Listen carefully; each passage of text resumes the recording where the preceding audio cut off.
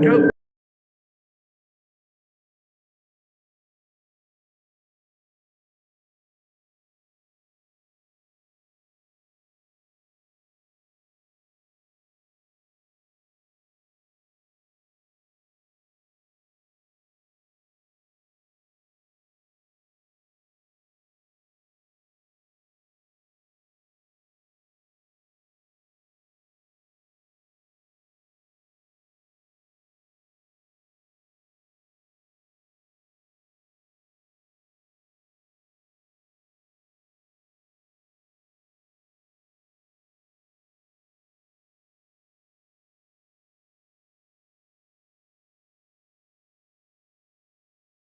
Tuesday, January 25th.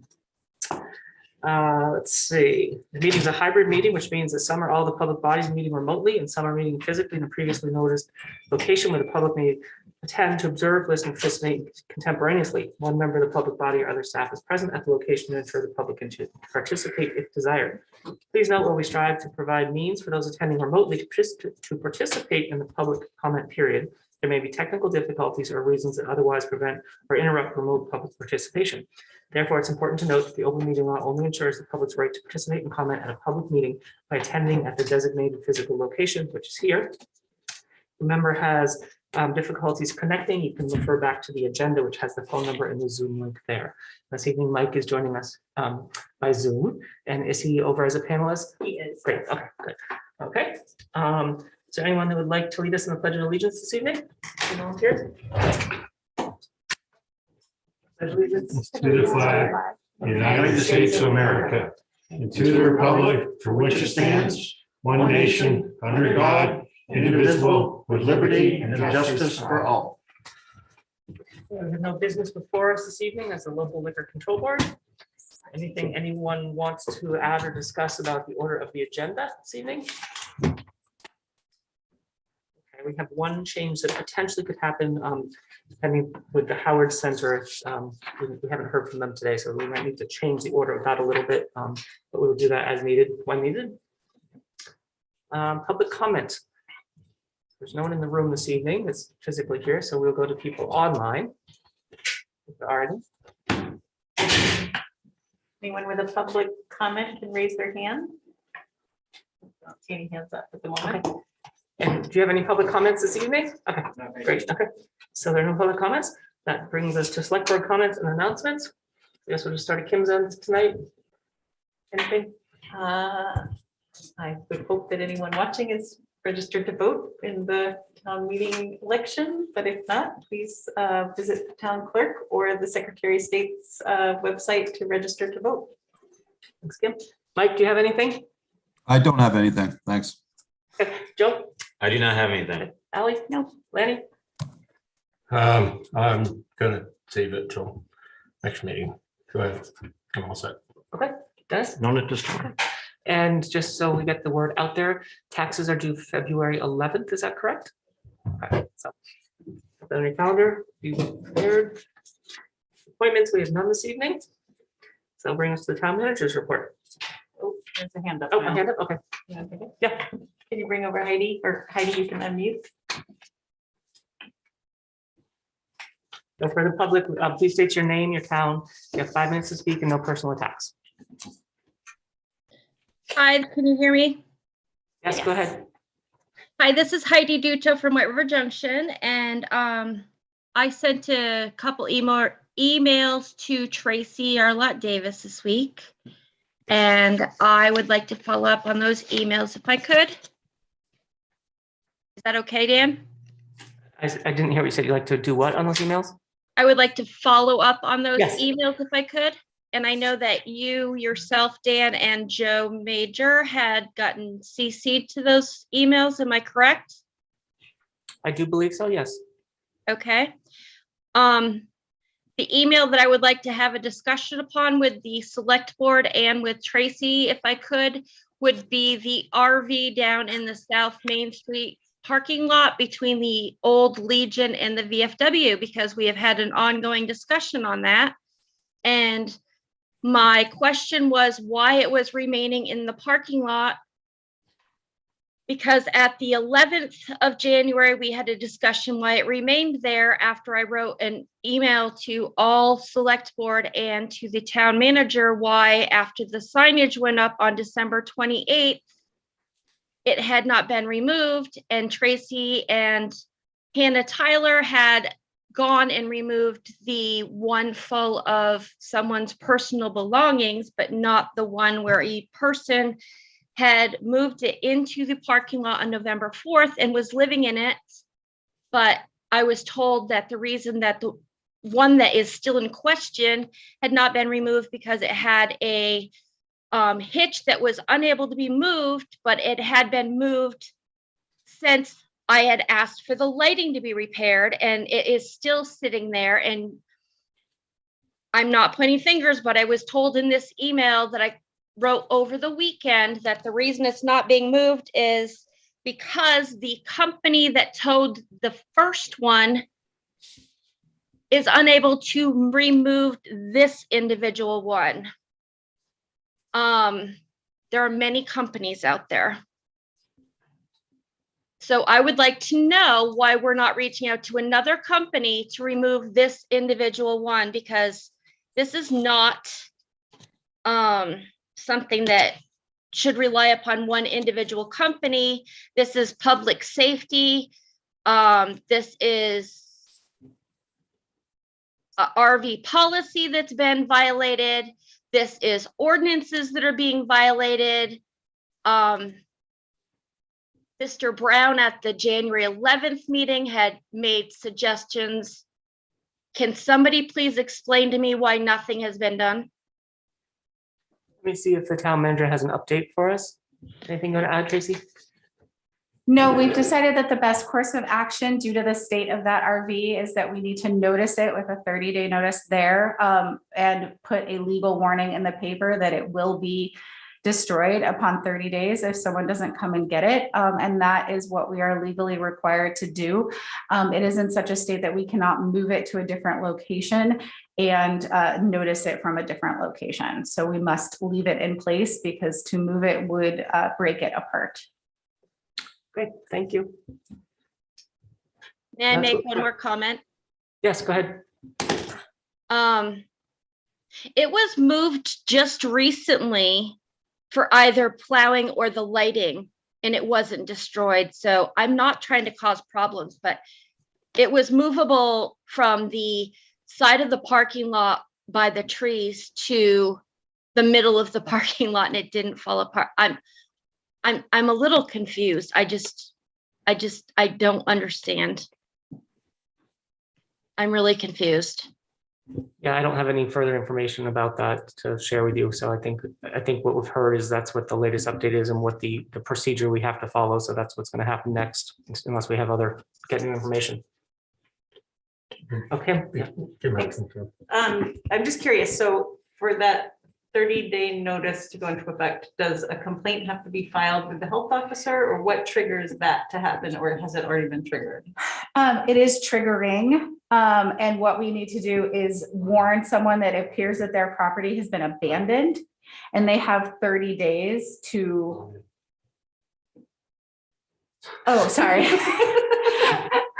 And they have 30 days to claim the property, move the property, and move that forward. So it's a whole process that involves posting on the property and also legal notices in the newspaper. And that's in process. And that is going to happen this week. Okay, thank you.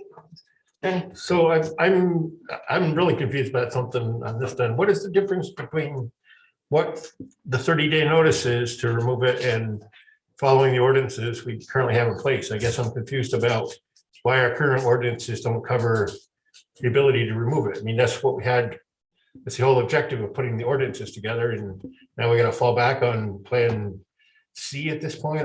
So if we would have removed it, we would have stored it off site for 30 days and done the exact same process, because we need to warn or message someone that we have their supposedly abandoned property.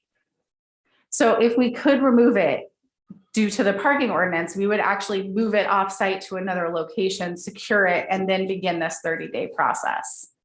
And we're not doing that Because the deputy chief of police, the director of public works, and many of their staff members, as well as the towing companies that have evaluated it, have said that it is not safe to move. We would actually start to break it apart. So do you know by chance who moved it from the end of the parking lot? I know nothing about that. And I don't know if it was moved at one time or how it was moved or whatever happened to that, but we had a lot of professional assessments done and nobody feels comfortable doing it. And So at the end of that 30-day period, though, if we move it and it falls apart, then do we accept responsibility for that? I mean, how does that fall if we give them the 30 days, we move it and it still falls apart? we will have to dispose of it ourselves. It's very similar to where if somebody abandoned their house and we took possession of it, we would need to remedy any health or safety issues. Or if we took possession of another piece of property in town, we would need to deal with that issue. The same way that if we had a broken sewer line, we would deal with that issue. If it's a health and safety concern, we deal with it. I guess I can understand Ms. Duda's frustration because, we said we were going to do the parking ordinances and parking ordinances got put together and now another 30 days has to wait. So I can understand her perspective. It's frustration when we told her we'd set up the parking regulations, we did. And now we say we have to put up 30 days. So I can understand her frustration with this whole process. It just seems to me like this process is being pushed further down the road. And I just, humanitarian reasons aside, we put things together for ordinances to follow, and it's confusing. It is frustrating, but I think it's out of our control in the sense that, we've reached out to towing companies. If someone knows someone else that's willing to tow it, I think that is something could be explored. And we weren't aware of the fact at the time that it couldn't be moved. So as we learn more information about the situation, we have to take that into consideration. So I think that's unfortunately where we're at. It is frustrating, but, just what we're left with. Okay, anything else? Anyone else on the line, Kim? No hands up. Okay. So we'll go over back to Tracy. All right. So my first item is for all of us and everyone out listening, please remain alert for town operational changes due to COVID. I'm going to turn off the noise on my phone, so sorry about that. And we have backup plans for most services, but we do triage those as staff do become ill as to what is an essential service and what is an extra service. So we're putting those up on the Hartford website and Facebook pages, and we're trying to reach out to the listserv, but the listserv is not as immediate as those two items are. And we also might be short-staffed in the building, so you might see that a department instead of 4 people has 2 people in today. We're making those decisions as people test positive or have a close contact. And we just want to remind everyone masks are required, not only throughout the town, but especially in the town-owned buildings. And we thank everyone for masking up for consideration. Our staff is lean already, and we have a lot of people who have been in and out over the past couple of weeks. We're anticipating that this will continue. And I put 2 links up on my town manager's report, Say Yes COVID home test and covidtest.gov for rapid test opportunities that you can have mailed to your home. Speaking of COVID, the other thing that I want to touch on for not just all of you, but for the folks at home is S222, which will be in effect until January 15th, 2023. And that allows public bodies to meet fully remotely without being physically present in the designated meeting location. It's a change from the previous requirement, which required that there was a physical meeting location and that somebody was at that location. We are required to use technology that permits the attendance of the public through electronic means, including telephone. As we all know, you can Zoom, you can YouTube, you can watch CATV on your television, and you can also call in on telephone. And it requires that agendas include that information. We do a good job of that anyways, and we'll just be double checking and working with the liaisons to make sure that they're clear and if they're going fully remote and how you can do that.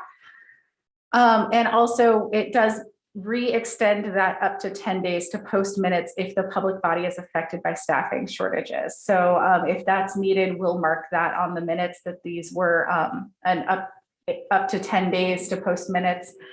So far, knock on wood, my office has remained healthy, but every day is a new day when it comes to us testing positive. So we're going to keep an eye on that. Other than that, significant activities, you're seeing that we're still hiring in public works. And I think we are getting close to having most of our vacancies full, except for maybe in wastewater. So if you know anyone who's interested in wastewater, call us. They're a great group to work with. And we are doing our first big snow removal. So Public Works wants me to remind you that they triage this. They go to the biggest streets, the main thoroughfares of the town first, and they clear those to get people through. Then we work on the smaller and smaller and smaller streets. We clear the sidewalks initially, and then we go back when the snow has stopped falling and everyone's had a chance to go to sleep and eat some food. And we actually clean those up and tidy those up. So you can always give us a ring at the town if you feel like we missed you at some point, but also please be patient. It looks like we're maybe going to get another storm this weekend. The town clerk is hopping with all of the town meeting items. So please keep an eye out for that. And she wants me to remind everybody that you can call in or email for a ballot to be mailed by you if you would like to vote remotely again this year. And I'm happy to entertain some questions about any of the other significant activities. Yeah, Tracy, I had a question about S222. So that applies to town committees as well, right? Yes, Okay. and our understanding is that there's no need for you all to authorize the town committees to go fully remote. They have that in authority of their own, so they can just make that decision as a committee. Got it. So then, yeah, my follow-up question was that 10 days for posting minutes. So because committee members aren't like staff, but if a committee member who would be responsible for posting minutes or would, if they have COVID, they would be able to use that kind of 10-day window, and that would apply in that scenario. Yeah. Okay. So let's say that you have a meeting on a Wednesday night and your secretary for your committee turns up positive and isn't feeling well on Friday and says, I need a little bit more time to get these minutes out. We'll just make sure, my recommendation, it's not necessarily required by the strict language of the bill, would just be to note that these were a little bit later in compliance with S222 that allows you more time because one of your committee members had COVID and needed extra time. Gotcha. Okay. Final questions. Are we as a board going to have a conversation about if we want to move fully remote or not at some point? I'm kind of neutral and would go with what the board is thinking, but I don't know if we're going to have a conversation about that. You can if you like. I mean, I think if someone wants to or chooses to do it remotely, they're more than welcome to. Just let us know so we know that not to expect you physically here, and we'll just be on Zoom, which is fine. I don't, and I think that might change as we go through this, different weeks and different people. So I don't know if I'm happy to have a discussion, but I think if you want to stay home, just stay home and say I'm zooming in tonight, and that should be okay. Okay. I also just want to clarify, particularly for committees, because this has come up in the past where we don't have a town official Zoom account that committees use. And so just, I guess, want to kind of articulate or confirm that there's nothing wrong with someone using a personal Zoom account to host a remote committee meeting. Is that, anyone know anything about that? We don't have anything written down. Each one of you, because you have a hartford-bt.org email, does have access to Teams, and that is the preferred platform because we pay for Microsoft Office Suite. I know that I have a personal Zoom account that occasionally I feel like Teams is a little clunky. I'm waiting for the Teams to come down and hit me over the head about that. So, but there's nothing prohibiting that. I believe in the past, you all have asked that committees, make sure that they're not using another organization's Zoom account, like their work Zoom account, because that can get a little sticky with open meeting law and who's paying for what. And that you either very well monitor the waiting room or disable the waiting room when opening up those meetings. And I think those were just some verbal pieces of feedback that you all gave each other about managing committees in remote worlds. Okay, and there is a hand up that might be related to this, but I might just reach out to VLCT as well, because it does, like, we aren't, as liaisons, we're not typically, like, the chair or the vice chair would typically be hosting the meetings, not the select board liaison. So anyway, maybe if I get some clarification on that, I will send a note, let you know what I find. Let's just see, any other questions in the room, comments? Lynn? Yeah, I know that there have been questions in the past, particularly about the ad hoc committee for homeless that using a Dartmouth Zoom account. So if that is something that we're not supposed to be doing, we got to find a way to make sure that people have a way to do it without that other business involved. And I'm not sure if there's a way to do it other than the Teams. You know, if we're not supposed to be using a business account to do this. I'll look into it. It's got to be, you know, it should be, I mean, if we have Teams and we have to use Teams in order to make us all within the letter of the law. I mean, unfortunately, as much as everybody hates Teams, it's, Yeah. probably have to go that way. Right, but the chair of HCOREI, who's got his hand up right now, doesn't have a Hartford BT.org email address, so he wouldn't have access to that account. But so let me find out some more information and I will share it with the board if that's okay. Yeah, and it's not a requirement that we as liaisons attend every subcommittee meeting. So potentially, if we were not attending a meeting and we were the ones that were supposed to have access to the Teams, that would be a little sticky too, I think. Yeah. So, you know, there's a lot of levels here that, you know, we're just realizing exist. Sorry, Joe, were you gonna say something? No, Okay. you said exactly what I was gonna say. Yeah, go ahead. Go ahead, John, you can come in and unmute. Hello, John Hall from White River Junction. Nice to see you all on the screen. We're back in this situation. I just had a comment about the Microsoft Teams versus Zoom. Well, I think Teams actually has better performance for large meetings. There is a bit of an accessibility difference between the two platforms because Microsoft Teams requires that you download the software and have an account, whether it's with Microsoft or some organization that's paying Microsoft. And so you could get a free account, but there's a bit more of a process to being able to access a Microsoft Teams meeting versus Zoom, where you provide a link. You can open the link in a web browser. You could download the software if you want or not. You could just start the meeting. You can attend the meeting from within the web browser, and all you have to do is enter your name. So there is a bit of a barrier to getting people who may already be technically challenged to attend a Microsoft Teams meeting. Anyway, just wanted to point that out. I'm happy to keep using my personal Zoom account if it's not a problem, and I'm happy to switch to some other solution if Town Hall comes back to us with recommendations. Thanks, John. Okay, question. Yeah. So John, in order to be a participant within the meeting, you have to have a Microsoft account? Right? Yeah, or some account that's aliased with Microsoft. Some people's work accounts are Microsoft accounts, and that probably your Hartford emails will allow you to log into Microsoft, but you have to have some kind of account that allows you to authenticate with Microsoft anytime you attend a Teams meeting. I have that, but I can understand someone who tends to boycott Microsoft would not have that. So that would be a difficult thing, I can imagine. So, all right, thank you, John. Thanks, John. Anyone else? Okay. Any other questions for Tracy?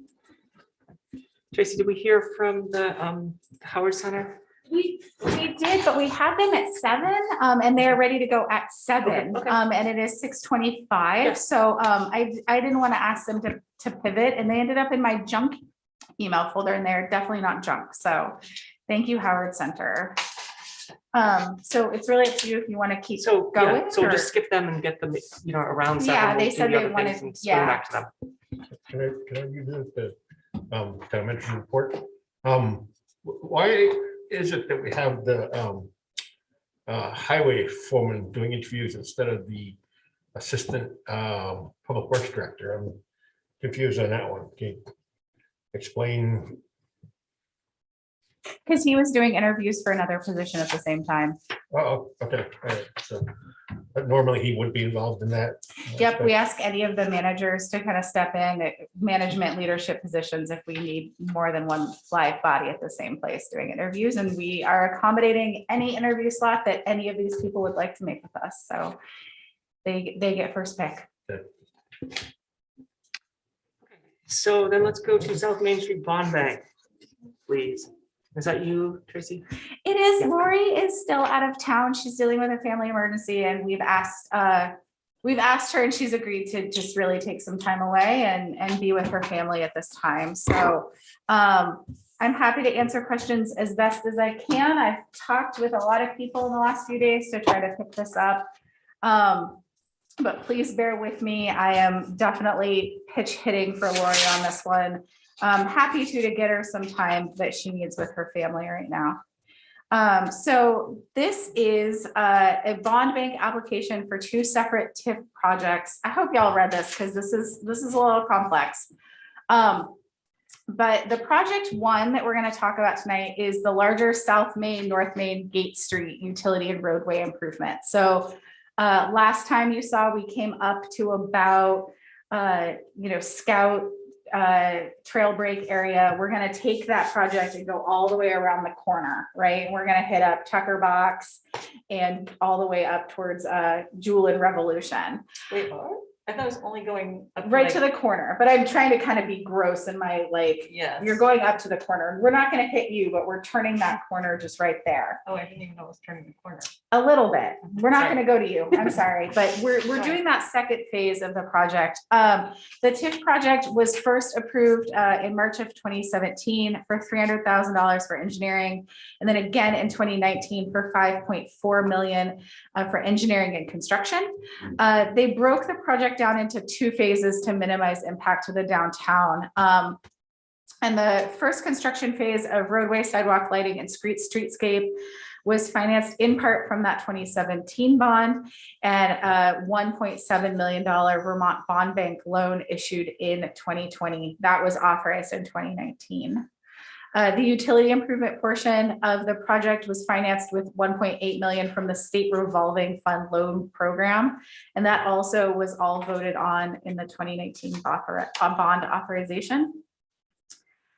So we are now proceeding with construction of the second phase of that project. So it's roadway, lighting, sidewalk, and streetscape, and proposing additional financing through the Vermont Bond Bank. Funding for the utilities portion of the second construction phase is also being proposed through the state revolving loan fund. And that is in your second memo. So that's the first bond bank project. The second one is the reconstruction and expansion of the South Main Street parking lot. And that project was approved by the voters in March 2020 for $1.8 million, which was part of the larger 2.66 bond authorization. The other projects were already included in a 2021 Vermont Bond Bank loan. So that's all. I think you saw Hannah Tyler and Du Bois and King come in a few months ago with the additional parking, lighting, and a better flow throughout that entire process. So what's on the floor right now is the next steps for these bond bank applications. One is the total for the bond bank is $2.4 million. That's about $500,000 for project one. That gets us what we need for the streetscaping project, and the $1.8 million for bond bank project two. That's the parking lot project. So for project one, that's the roadway and related improvements portion of what we're calling Main Street Phase 2 is estimated at $1.7 million. We have carryover of unused funds from 2017 and 2020 bond bank loans. And we'll need an additional $500,000 of financing to finish up that project. For Bond Bank Project 2, that's the parking lot, the remaining 2020 bond authorization of 1.8 will be needed to just do that whole project from beginning to end. What we're talking about tonight is an application. It's the initial step for the bond bank to evaluate the town's financial ability to meet load payments along with the town's other existing debt obligations. If approved by the bond bank, we will come back with specific documentation for execution and approval at a future meeting before the bond sale. So we're tossing our hat in the ring. The bond bank comes back with their evaluation, and then we make a final decision as to whether we want to get into what they call the bond pool for the bond sale.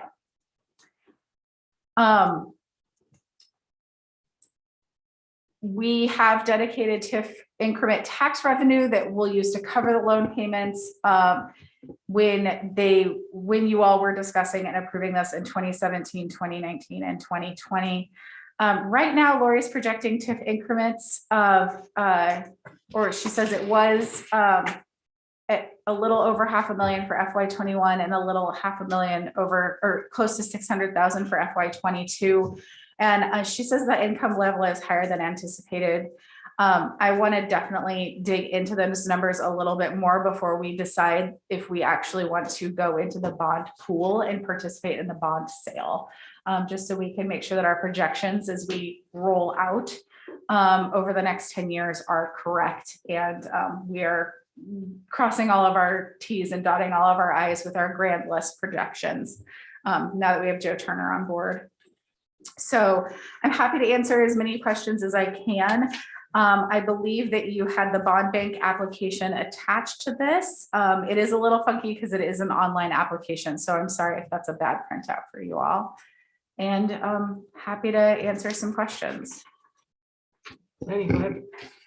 When we do a project like this, we're looking to better the downtown area for increased business for the town of Hartford and downtown area.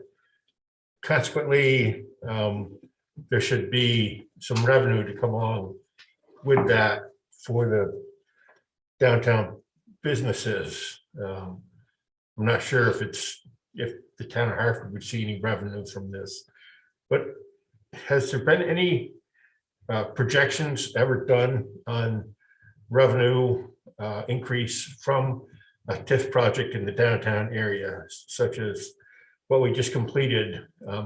Maybe an idea of the impact on revenue it has generated for the merchants in the downtown area, or do we have any idea if we have any projections on revenue that it will increase for the merchants in the uptown area? I guess downtown, uptown, the North Main Street area that we're going to do. Is there any way to project how much this is going to bring in for revenue? I just wondered about the cost versus return sometimes when we do major projects like this, whether it's what we're going to see out of it.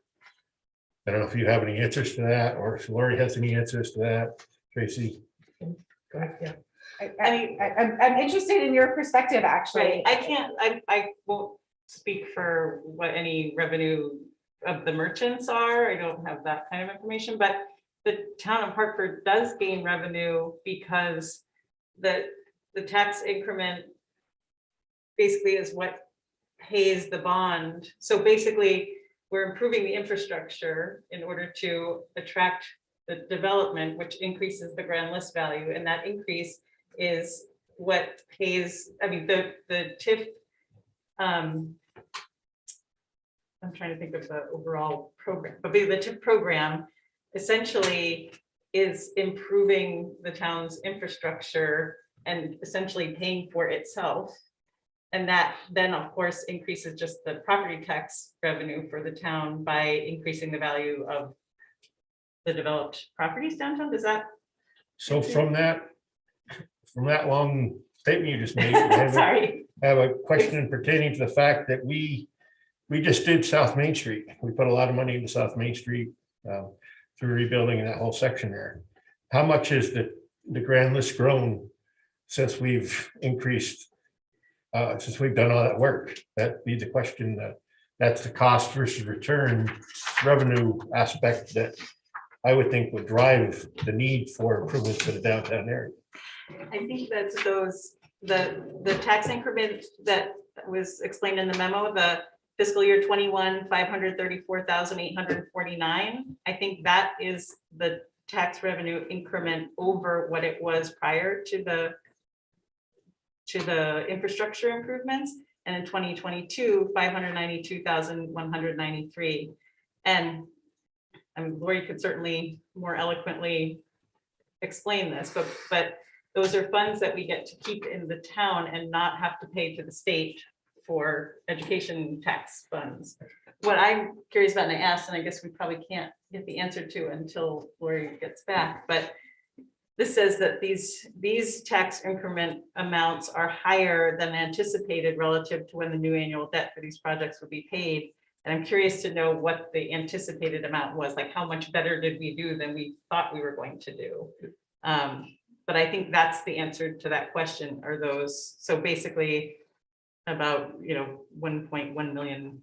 But were these projects in the pipeline before the work on the South Main Street section was even determined to happen? That's the question, because if they were in the pipeline beforehand, can we really say that the South Main Street work were the ones that influenced the increase in the grand list? Or can we just say because people saw an opportunity to build in downtown White River Junction, that increased the grand list? That's a comparison that I'm not sure how we can do. I don't know that we could do it actually, because none of the dates line up. So we can't stop time on one project and move and line them up. So, we just finished up that project sometime in the last, I was wearing a coat, but I wasn't wearing gloves. So sometime in the last couple of months. But we have businesses coming and going, and we also probably have businesses that are making plans that none of us are privy to. And whether or not that was based because of the infrastructure or not because of the infrastructure also isn't something we could necessarily project. Someone may have also made the choice to build in downtown White River Junction because they knew that we were doing this work, but they actually built faster than this work was completed in the town. Or they chose to do a remodel or purchase something and flip it pretty quickly. So it's two different animals that I don't think we'd ever get a great answer out of. I think if we had to have an answer of something like that, I would actually, and this is kind of beyond our conversation tonight, I would go into some of the earlier TIF districts. So like Burlington, Colchester, and Milton are the predecessors of our TIF district, and probably reach out and see what their kind of gut check was on growth in their community due to TIF, but I don't think we'd ever get a quantitative answer. I think one even more direct example of that would be the Prospect Street development. That was a TIF project where the street, the sewer, the lighting, all of that was developed, and then those buildings went in, those developers may not have built those buildings had we not put in the infrastructure to go with it. Yeah, I completely agree with you on that. But when I look at the restructuring of the water and sewer lines downtown and doing upgrades to downtown that we have in the pipeline right now, we don't have a whole lot more developable property in downtown White River Junction. The developable property is already on the section that's been completed.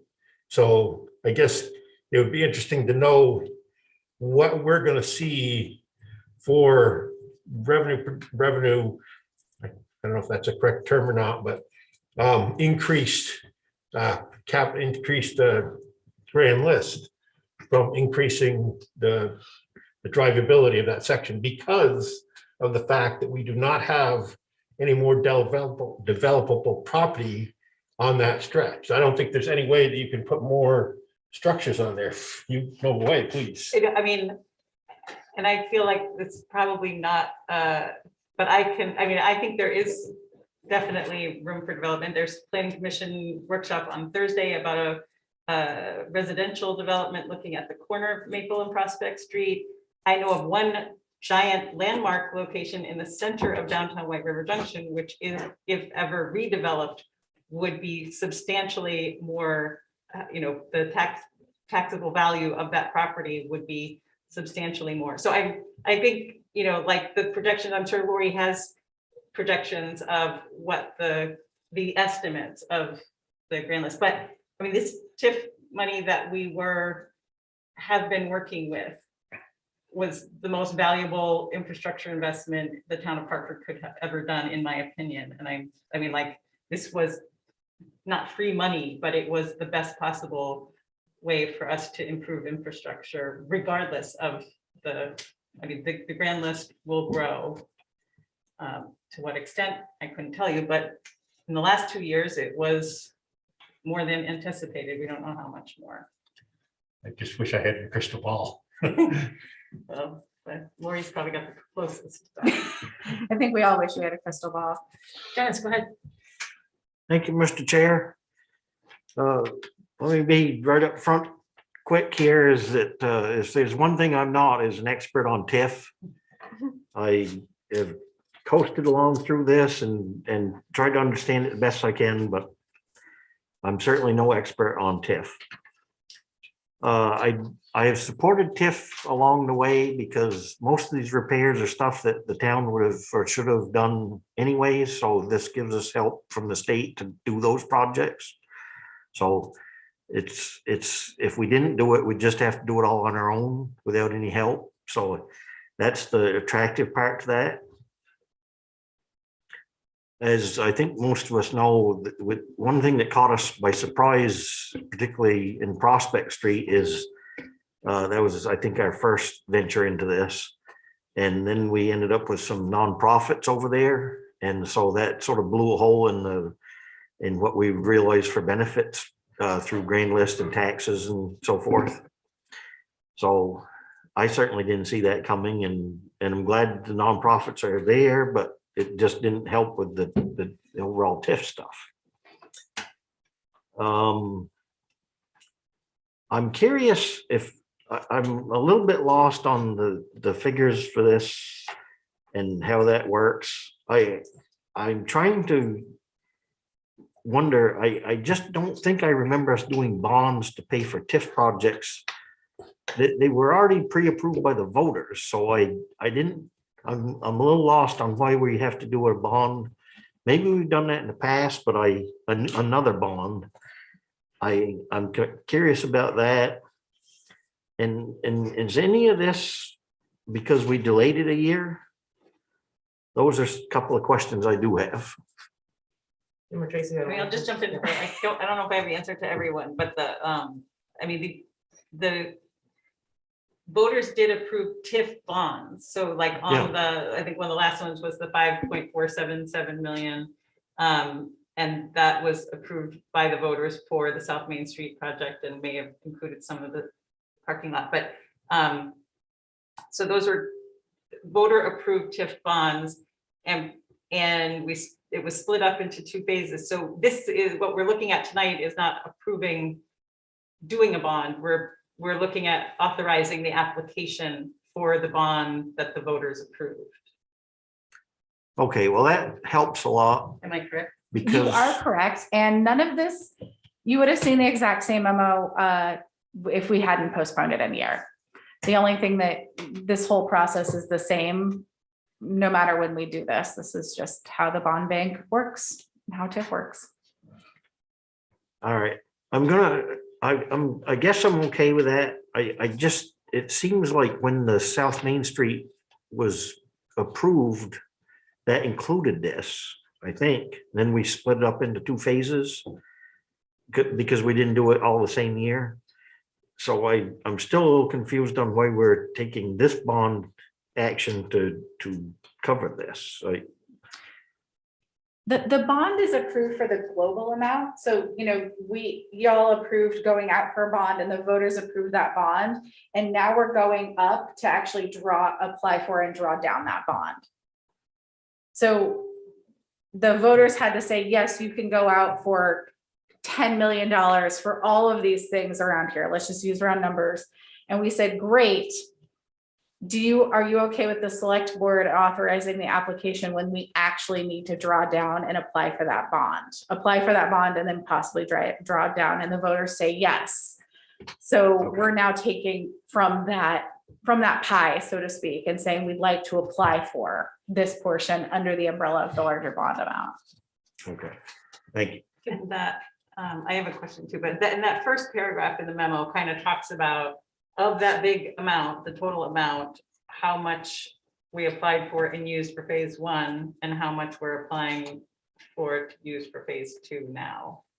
The one question I did have is this, the town will need an additional 578,200 of financing, which this is something that was available from unspent funds. But I guess I'm curious if that amount is over, like because of over budget amounts for phase two. Is that any extra money, or that 578,200 for bond project one, is that anything in addition to what the voters have already approved? No, this all still falls under the umbrella of the voter approved maximum for bonds. Is that, We're spending it on yeah, we are. the timing of the spending? Exactly. And actually, phase one came in at or under. And so that's, some of that money is in there too, is also that phase one, actually, we saved a little money. I don't know how, some sort of Hannah Tyler amazingness. I'm confused. $578,200 for bond bank project one. We've completed bond bank project one. No, We've bond not. bank project one is the phase two of the South Main Street. Oh, okay, that's the phase, okay, phase two of that. All right, just the way it's worded is different. Yeah. Yeah, So are we Project one and phase Are two. we not going to have to go to the voters to ask for more money from the No. voters? We're not going to. no, That's what it comes down to. This is kind of like a formality. So I like to think of it like, if we as the family of Hartford decide we're gonna go and get a $1 million home equity loan, and now we're gonna pave our streets, and now we're gonna put in the sewer and water. So we've done it in phases. We've already got the approval from the bank for this huge amount of money, but we're just taking it to do this project. This project's done. Now we're ready to tackle the next little phase of that. So it's all been approved. It's just now we're ready to actually get that money. So I've gone to the bank and say, the first part of the project's done. Now I need the money to put in the sidewalks and pave the parking lot and do all those kinds of things. Does that And make if sense? the bond bank does not approve this, It's been approved. So we have this, we have the funds available to us. We just haven't accessed them yet. kind of in that we do always need to go into the next bond pool. So, they pool them and they say, so the bond bank will actually say, they're going to reevaluate all of us. They're going to reevaluate this application and then make a judgment for us. But, it's generally, we're one of the safer bets in the state of Vermont. So the bond pool, the bond bank does do their due diligence on their side to offer us a spot in the bond pool for the bond sale. And this happens twice a year. but if that doesn't happen, that we make it through this bond pool and get approved, we are stuck with waiting another year. And how does that affect our TIF funds? And it definitely drives up the cost that much more. So, I mean, there's no shoe-in to guarantee we're going to make it through this bond pool. Nothing in life is guaranteed. And so that's why I do hesitate to say shoe in, because we just don't know what the world's going to bring us anymore. But let's say that the bond bank says thanks, but no, or the bids come in way higher than we thought, or nobody bids on it, because that's the way the world's been working. We do have to wait another year. The TIF money stays in the TIF account. And we just wait on the infrastructure. So were we completely approved for the bond bank on phase one and phase two, but we put it off, so we have to go back? Is that why we're having to go back? We were all set 1, 2, you're all good, but now we're delayed. Is that causing the issue? We were all set on phase one. So that farther part down Main Street, I paused phase two for some reasons which now I can't remember off the top of my head. And we did not participate in that bond application or bond pool. So we have not brought forth this project to the bond bank. Okay, so it is it is an issue with the fact that we have delayed, that we're having to go through this again. You have to do it when it's the start of the process. Like you can't pre-bond. You have to actually have an engineer and be ready to go out to bid. So yeah, but the bond pools are the bond pools. They run them twice a year. Good. And just in terms of the timing, Lori did successfully, I think many of us thought it was kind of a long shot, but she successfully applied for an extension on how long we have to incur debt with the TIF fund. So I think what might have previously been like to 2023 or 2024, she got extended through this application process to extend the incurring of debt until at least 2025, but it might have even been later. Anyway, which just alleviates pressure. Our bond borrowing is well underneath the capacity. We had this presentation from the bond bank, but where the target is that you're within 10% of a certain range, and we're at like 7.25, which I just got that document the other day, if anyone's interested. Any questions or comments? Joe. I'd like to move this. Move, Joe. Thank you, Mr. Chair. I'd like to move that we approve the submittal of the Vermont Bond Bank application for $2,408 million. Wait a minute, $2,400,800 million. Is that right? No. No. 4 million. No, 2 million. no, $2,400,800. Thank That's you. it. You got it. Oof. Is there a second? And I gotta finish it. And authorize the town manager to sign the application and proceed to the next step in processing the bond bank loan documents for review at a future select board meeting. Like to second that? Second from Dennis. Any other questions or comments? Let me check the. No hands are raised online. Okay, so we'll just do a roll call since Mike isn't here. So we'll start with Kim, I guess, at this end. Yes. Mike? Aye. Okay, Joe? Aye. Ellie? Aye. Lenny? Aye. Dennis? Aye. So all in favor? Thank you. And that will bring us to South Main Street revolving loan fund application. Part two. Part two. Part two.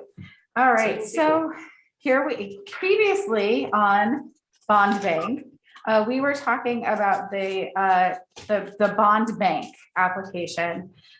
This is the state revolving loan plan program application and a contract award for engineering. So again, back in 2017 and 2019, Hartford voters approved financing of the 300,000 and the 5.4 something million for engineering and construction for improvements on South Main, North Main, and Gate Street. Is a TIF project. We use the state's low interest revolving loan fund program. And this is something that you've probably seen before. It allows us to use a low interest pool of money from the state, mostly to deal with clean water and drinking water infrastructure. So we use the Clean Water State Revolving Fund program towards completing the engineering for the improvements. And we got about $850,000 loan from the Vermont Clean Water Revolving Loan Fund, and just a little over $1 million from the Drinking Water Revolving Loan Fund. And we are now proceeding with financing through both of those programs to do the second phase of the project for those utility improvements. So for clean water and drinking water, the state revolving loan fund program is financed through the bond bank. So you will hear us say the word bond bank when we're talking about these programs, but they are separate programs through the state of Vermont. And it's a hand in glove program since we have the TIF revenue for the non-clean water and drinking water portions of this project. The state revolving loan fund programs require separate applications. Lori's attached those for you. Drinking water is for 860,000, clean water is for 750,000. If the state approves those applications, we do have some money left over from last year. So that's that $31,000 for the clean water. We have a proposed construction loan amount of $750,000, and that reflects the combined loans both for clean water and drinking water. They have a 2% administrative fee with a 20-year term. Loan repayment begins a year after the improvements are completed, and that helps with cash flow. And here we've talked in the memo, you get a little bit more background about the overall projects. And, oh, nope, scratch that paragraph because I have an update. We do not need to have you all authorized to increase our forgivable indebtedness. We learned from the organization that manages TIF that they were wrong. So we're going to skip that whole paragraph. So we're going to talk back to the state loan programs, which require state review of engineering services. So folks from the state of Vermont come in and look at the engineering service plans for the construction project. And when we advertise the request for qualified engineering consultants, Aldrich and Elliott were selected as the project engineers by the state. That's a requirement for the SFF program. Aldrich and Elliott were here for phase 1, so they're gonna hopefully come back here for phase 2. And you all awarded that contract for phase 1 in 2020 to Aldrich and Elliott. We have to do a separate contract because we're doing this in 2 phases. So that's what we're here to talk about is those 2 items. I just lost my page. Hold on just a second. So we've got 2 things on the table tonight. We've got the drinking water loan application and the clean water loan application. We need to approve the reallocation of unused state revolving loan fund programs. So whatever we didn't use last time, we need select board approval to put that forth to the next project. We do not need to approve the attached resolution to authorize forgivable indebtedness. They said that we are okay with that. We don't need to do that. And we need to approve the attached engineering service agreement with Aldrich and Elliott to begin their process.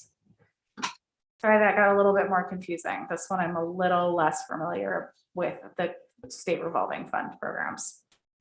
Questions? Lenny? So I gotta ask the question again. This will hit the taxpayers or will it not be taken from taxes? I guess confused on that. Will we be paying for this out of taxes or will we be paying this? You mean the loan amounts? Yes. The TIF also pays for the loan amounts. Yes. It just helps with cash flow. Okay, so again, no impact to taxpayers. That is my understanding. If there's something that I don't know and there's some administrative fee, then I might be wrong about that, but the bulk of the loans comes out of TIF. Okay. All right. Kim? Just the, so many documents here. So many documents. So I'm just trying to reference the one I'm asking a question on. This agreement between owner and engineer, is that the Aldrich and Elliott? Like it doesn't, everywhere it says prepared by engineers joint contract documents committee, like it's this big giant contract, but it also it has a bunch of paragraphs that are striked or stricken, whatever the right term is there. I'm just wondering if those are just things that are not applicable. Oh, this big thing. Yeah. Hold on, let me. I skimmed it, but I did not read every word of it. Yes, those are not applicable to our agreement with Aldrich and Elliott. Sorry, I needed to take a look at the strike. So this is that you sort were of a looking at. generic engineering agreement, and then the signatures are at the bottom. So that's part of what you're. I mean, there's a lot of stuff striped on it, so I guess I'm just making sure that this is the correct draft we're supposed to be approving. This is, I talked to Jason Booth, who's the vice president for Aldrich and Elliott earlier this week, and then had Hannah touch base with him today as well. Okay, so because this is part of what we're approving, right? Because there's also like words in red in some of the paragraphs. Yeah, and what we'll do is what we always do with these things is we take another look at them before we actually sign them. And Aldridge and Elliott and the town will hash out anything that we aren't in agreement about or don't like. Okay. Okay. Any other questions or comments? All right, hearing none, we'll entertain a motion. And there's like several motions, right? There is on the memo, except for We're not doing the resolution. not the number 3 one. What page is this on? In the agenda, it's page 20.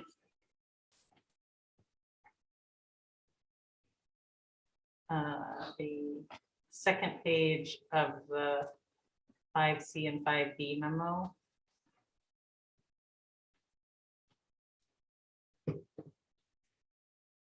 Go ahead. Do you want me to just do all three? Does anyone? Unless someone else wants to do it. Go ahead. So Chair, I move that the select board approve the submittal of an $860,000 drinking water. What's the S for drinking water? Oh, state revolving State fund. revolving loan, state revolving fund loan application and a $750,000 clean water state revolving fund loan application for the construction of the second phase of the South Main Street, North Main Street and Gate Streets TIF project. Sign the applications and authorize the town manager to sign all necessary documents to submit, execute, and administer the loans. Is there a second? Second. And from Ally, any questions or comments? Hearing none, we'll do a roll call vote again. So we'll start down with Dennis, Yay. Lenny, Okay. Aye. Aye. Mike, Aye. Kim. Aye. So it's unanimous. Thank you. Okay. Anyone else want to do a second one? Okay. Thanks. Mr. Chair, I move that we approve the reallocation of any used state revolving loan program funds continued remaining, my glasses are fucking up. Remaining from the first phase of the South Main Street, South Main, North Main and Gate Streets TIF project towards construction of second phase of the same project. Second. Did Second he from say Mike. did he say used or unused? Do it.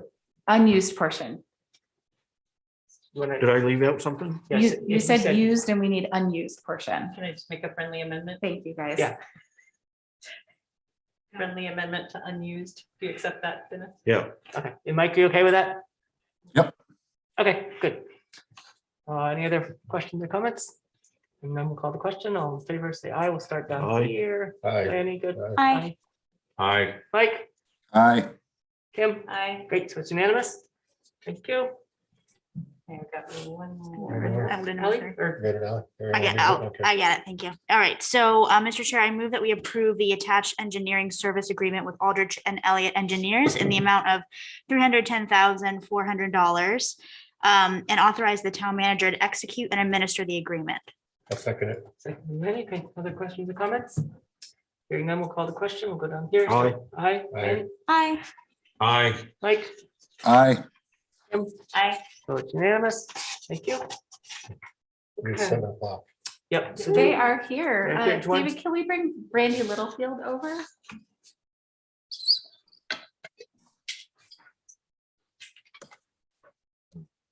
And Rachel Lawler, please, Dave.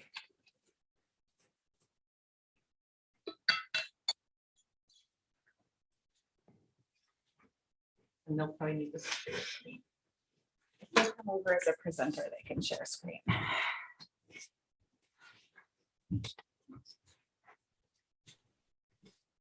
Hello, No, welcome. make sure that everybody could hear us first. Thank you so much for having us tonight. My name's Brandy Littlefield. I'm the Assistant Director for First Call for Chittenden County, and I oversee the Community Outreach Team. Rachel?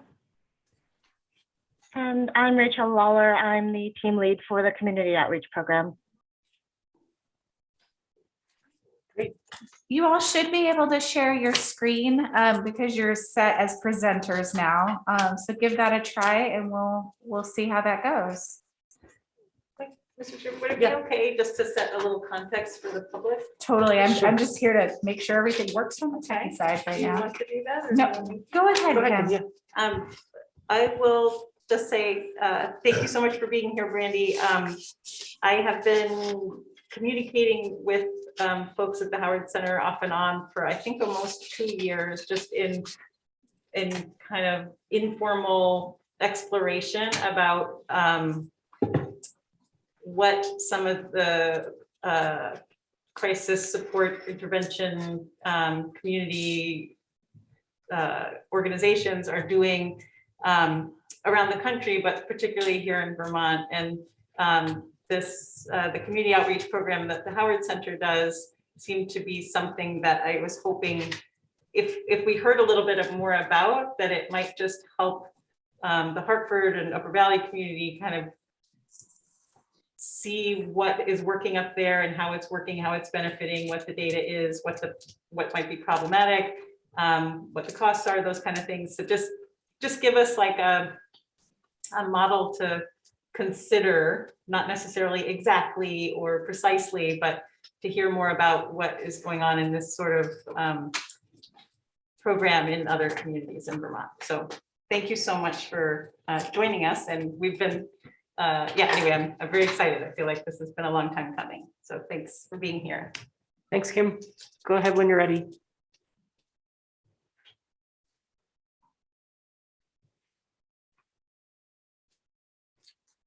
I think you're muted, Brandy.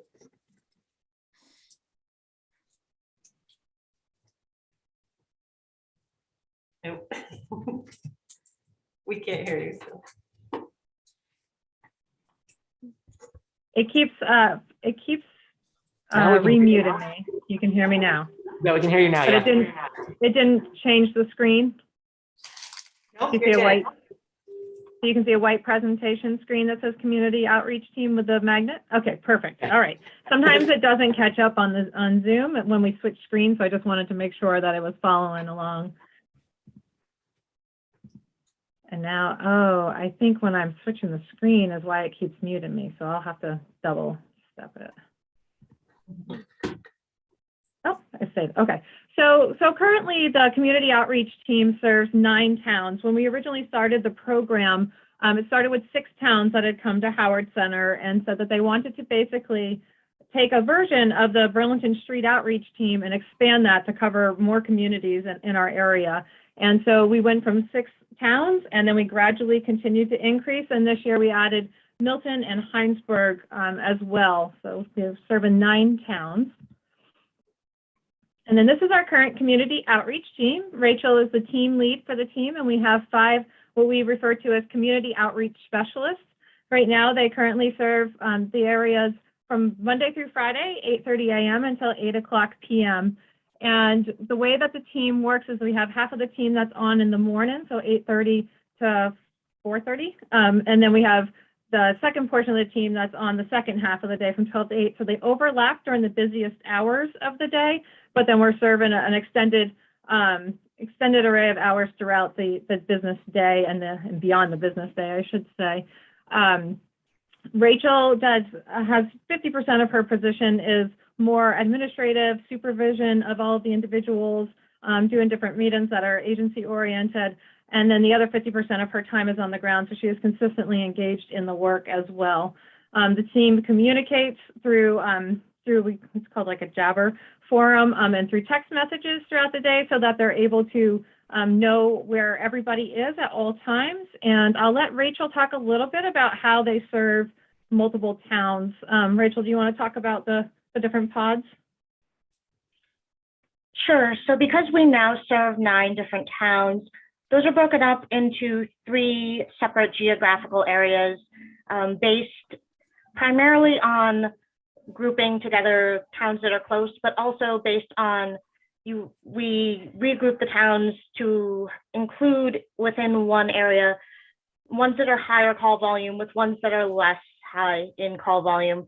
But the way that it works is that, in the morning, 3 people come on, they each start in one of the zones, and then 3 more people come on at noon, and each one of those go into one of the 3 zones as well. But because the entire program works through a hotline. If two specialists in one zone are busy, there's always other people available to swap and shift into that area. So we're very flexible in terms of where the responses are and who can go to meet what the needs of the community are. Yeah, it's been really important to us to build a lot of flexibility into this program. It doesn't make any sense to have a specialist just sitting in one town and not being called out to any of the scenes when they could be helping in other towns. So we really base it on where the volume is, where the flow is, and where the needs are every day, despite the fact that everybody kind of starts in specific zones. And when they're starting in those zones, they're really checking in with businesses, or checking in with the PDs in those areas, and really getting kind of a grasp on the day and what's going on, what may have happened overnight, and how they can help. It's doing a little, doesn't like to switch screens for me on here. So this team has extensive training because, as you can imagine, they have to be jacks of all trades. So the team was originally set out for individuals with unmet social service needs. So that could be due to mental illness, it could be due to substance use, but neither of those things need to actually be present in order for individuals to be able to access the services of this team. And one of the really significant pieces that I like to talk about with this is that one of the things that makes the team really inviting to individuals that we're serving is that there is no cost to these services because the towns have already funded the cost for them. So there's no open paperwork, there's no insurance needs. It doesn't matter how many times they access the team. There's no cost to the individual. But to go back to the training, I think it's really important that they be able to understand the full spectrum of needs that are out there.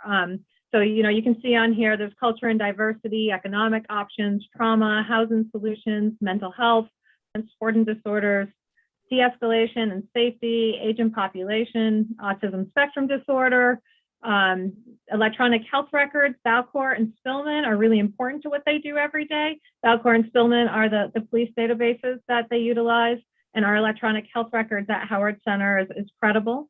They also work with the aging population, and so therefore they have to get additional training in that. And then Team 2 training, which is a training that's offered across the state for individuals that are in mental health services to work with law enforcement out in the field. And there is about 2 pages of trainings that they go to specifically in order to be able to really address a significant number of needs out in the community every day.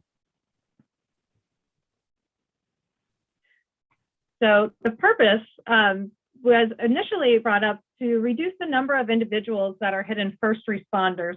We heard from a lot of law enforcement individuals that every time we had to get involved, we just ended up bringing them to the emergency department because we knew they needed help, but there was nothing to reduce the number of individuals that law enforcement is bringing to the hospital. And the overall goal of the program is to have individuals access law enforcement far less, of course, overall, and first responders in general. And so the way that they do that is they just continuously develop strategies to connect individuals or families to the resources that they need, to the right resources, which is really important. And then the hope of all of that, and they're them being proactive and being able to connect with individuals, is that they'll reduce both the immediate and long-term first responder involvement.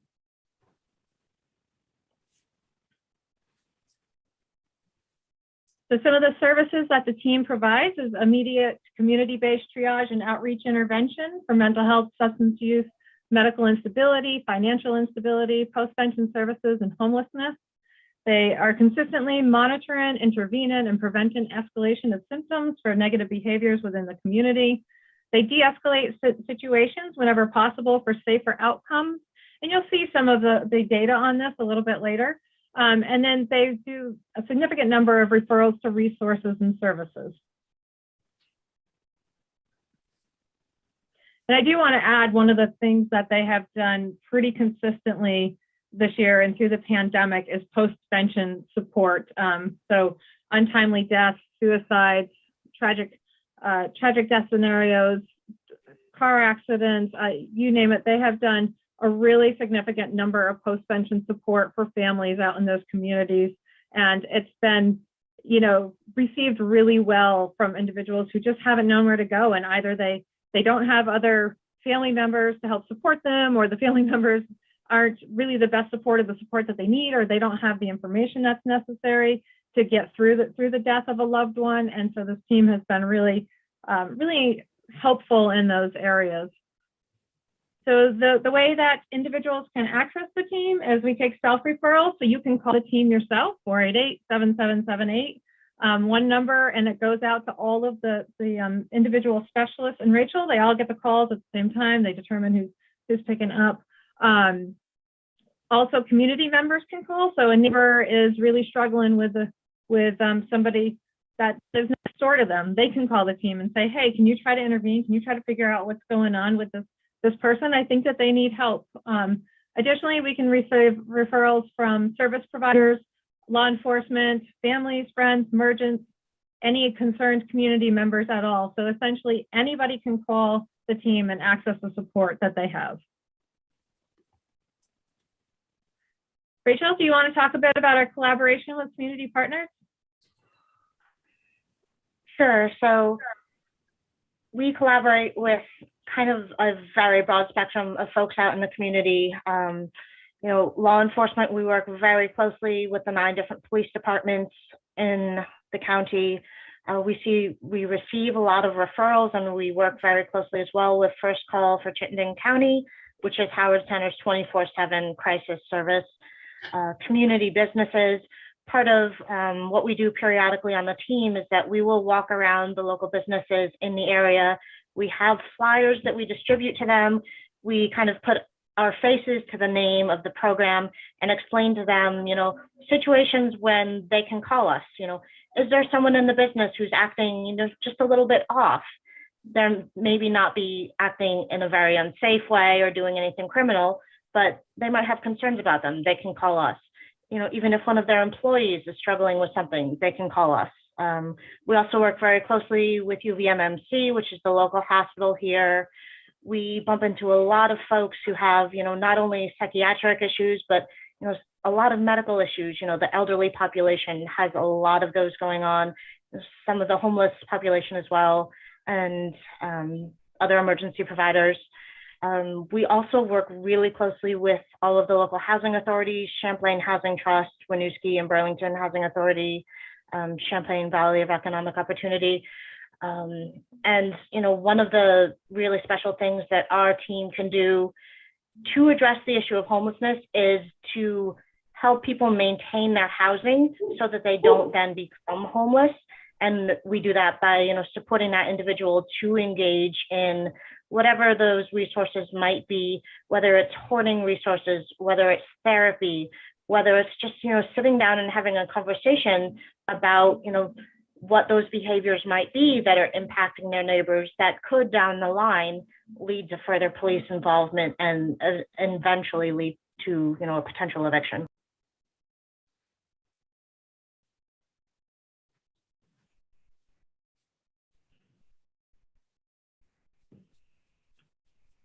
So, one of our greatest charges is obviously our collaboration with first responders. And I think that this is something that the team does a really nice job.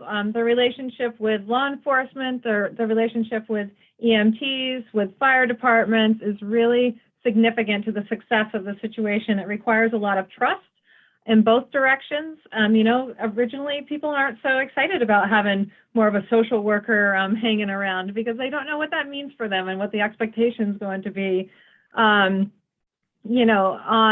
them, and how things might differ. And it took absolutely no time at all for a pretty significant bond to build between the team and all the individuals that we're working with out in those communities. It's the whole point of this is that we can get people connected to the right resources at the right time so that we're not utilizing the incorrect resources. Because honestly, law enforcement, they didn't go into this so that they could really help address mental health needs. They're really doing what they're supposed to be doing, which is to address the criminal behaviors that are taking place. And so it's really important that they're working side by side with the community outreach team to be able to really offer the needs to the high number of individuals that do have mental health needs in our communities.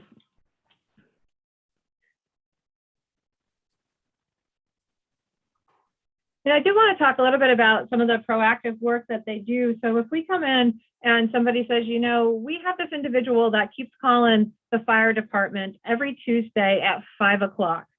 And the way that we're able to manage that is we're able to go in, we meet with the individual, we try to get a better sense of what has actually taken place for them at this time, what is the need that's happening, why is it happening on a consistent basis, and how can we get in front of that? So a lot of what the team does is really proactive work and preventative work to try to really meet and figure out what is happening for somebody and how can we best support them.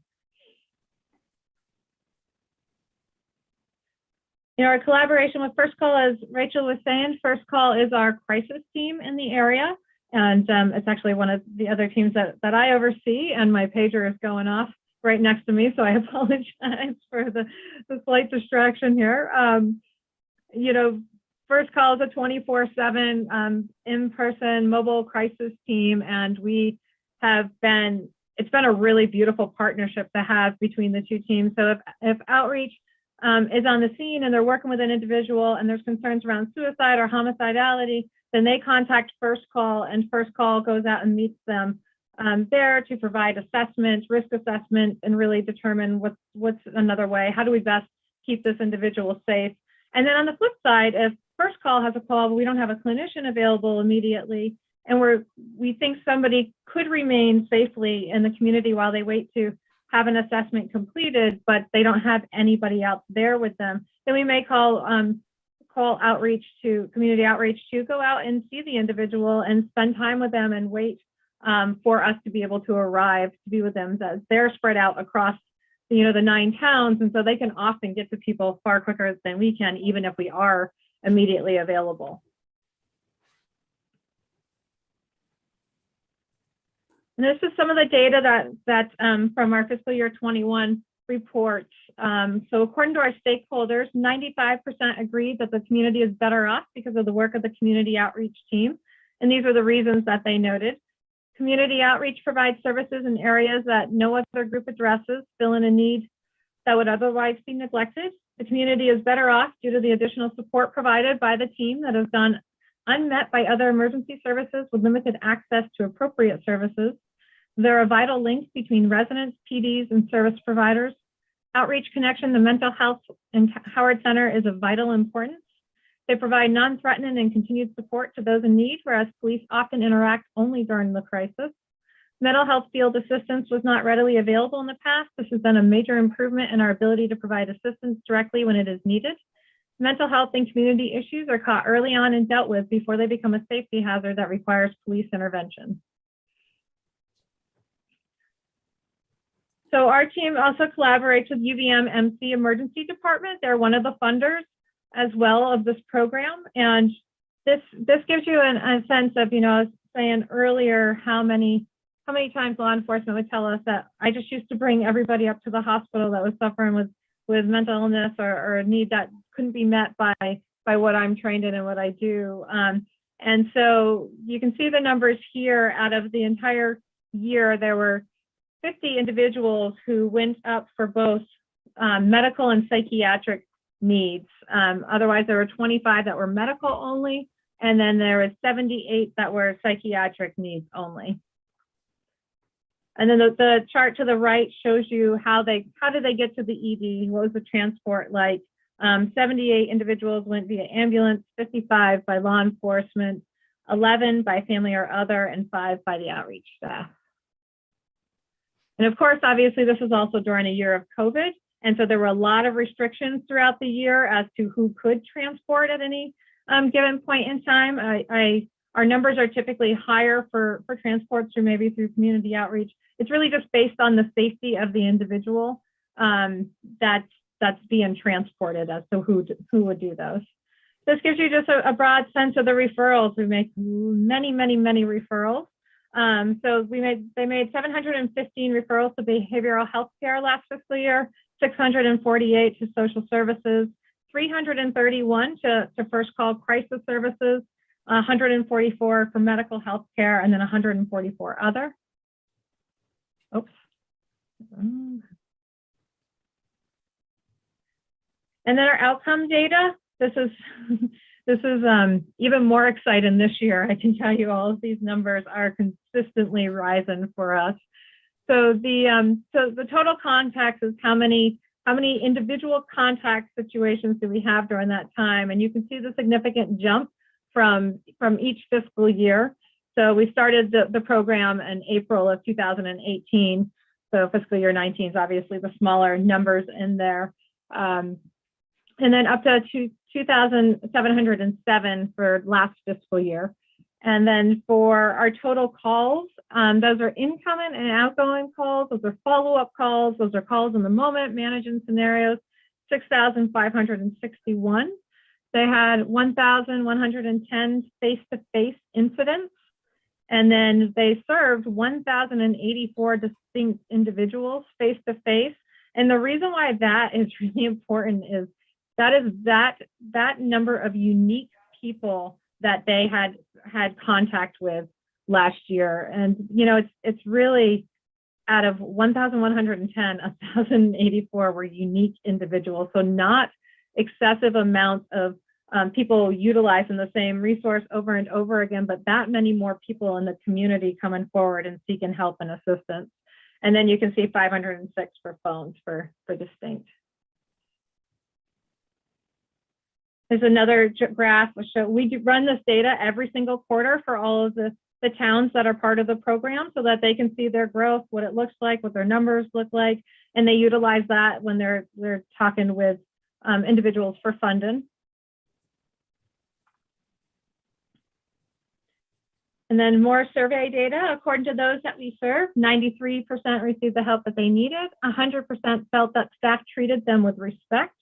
93% felt that the services were right for them. 93% felt that the services made a difference for them. 93% felt that their quality of life improved because of the services they received. 85% found the services provided by Howard Center during the COVID-19 pandemic were helpful because the services never stopped. They changed whether or not they were face-to-face or some of the, you know, different PPEs and COVID questionnaires and such along the way, but the services never stopped. And then 36% found the video/phone options as effective as meeting in person, and 100% would recommend this program to a friend or colleague. And here's the team again, out in the sun. Remember what the sun looked like. In summary, top issues that the team supports are behavioral and mental health concerns, family relational conflict, homelessness, legal issues, and substance use. The team's able to provide proactive supports, divergent supports, which is when they may go to the scene with law enforcement, but then law enforcement is able to leave the scene, and the community outreach team members are able to stay there and continue to support and work through the situation that's taken place. They do not go together. They have their own separate, they drive in their own separate vehicles so that they can stay as long as necessary to provide the support that's needed. And then assistance supports is when they actually go out with law enforcement and remain on the scene as long as law enforcement does to help in various circumstances and scenarios. And just a nice quote from one of the individuals was, just to express my most heartfelt gratitude. You have so generously, compassionately, lovingly stood by me at the most difficult times and walked me through the whole process of reestablishing my life in its complete sense. Many, many thanks for everything. Yep, that is the last one. Great, so I can stop sharing. And I didn't know if anybody had any questions. You know, Rachel is on the ground running every day, so she certainly knows a lot about the day-to-day and how they make it work and types of scenarios that come up. And then one more thing about the funding. So the funding comes from Department of Mental Health, UVM MC, and then the 9 towns that are involved. Great, thank you so much. Yeah, I think we do have some questions. Joe, do you have a question? Yes, in covering 9 municipalities, are you having any staffing issues? You might be muted again. So we are at full staffing. The budget for the program allocates money for 6 staffing. I can say that there are days when we are all extremely busy, and then there are days that are a little bit slower, but I can't think of an instance where there has ever been an immediate urgent call that has gone unaddressed. Kind of the way that the hotline works, as I explained earlier, is that there is always someone within ideally a 15 to 20 minute drive who is able to respond to that call, regardless of whether or not they're actually assigned to that town at the time. And then we're flexible in terms of, folks going into other areas. So I would love to have more staff, but we make do with the 6 of us that we currently have. And it's definitely doable for the call volume. Thank you. Kim, go ahead. Hi, yeah, oh, and Mike has a hand up too. Thank you so much. And I guess also just with this kind of the select board vision of this,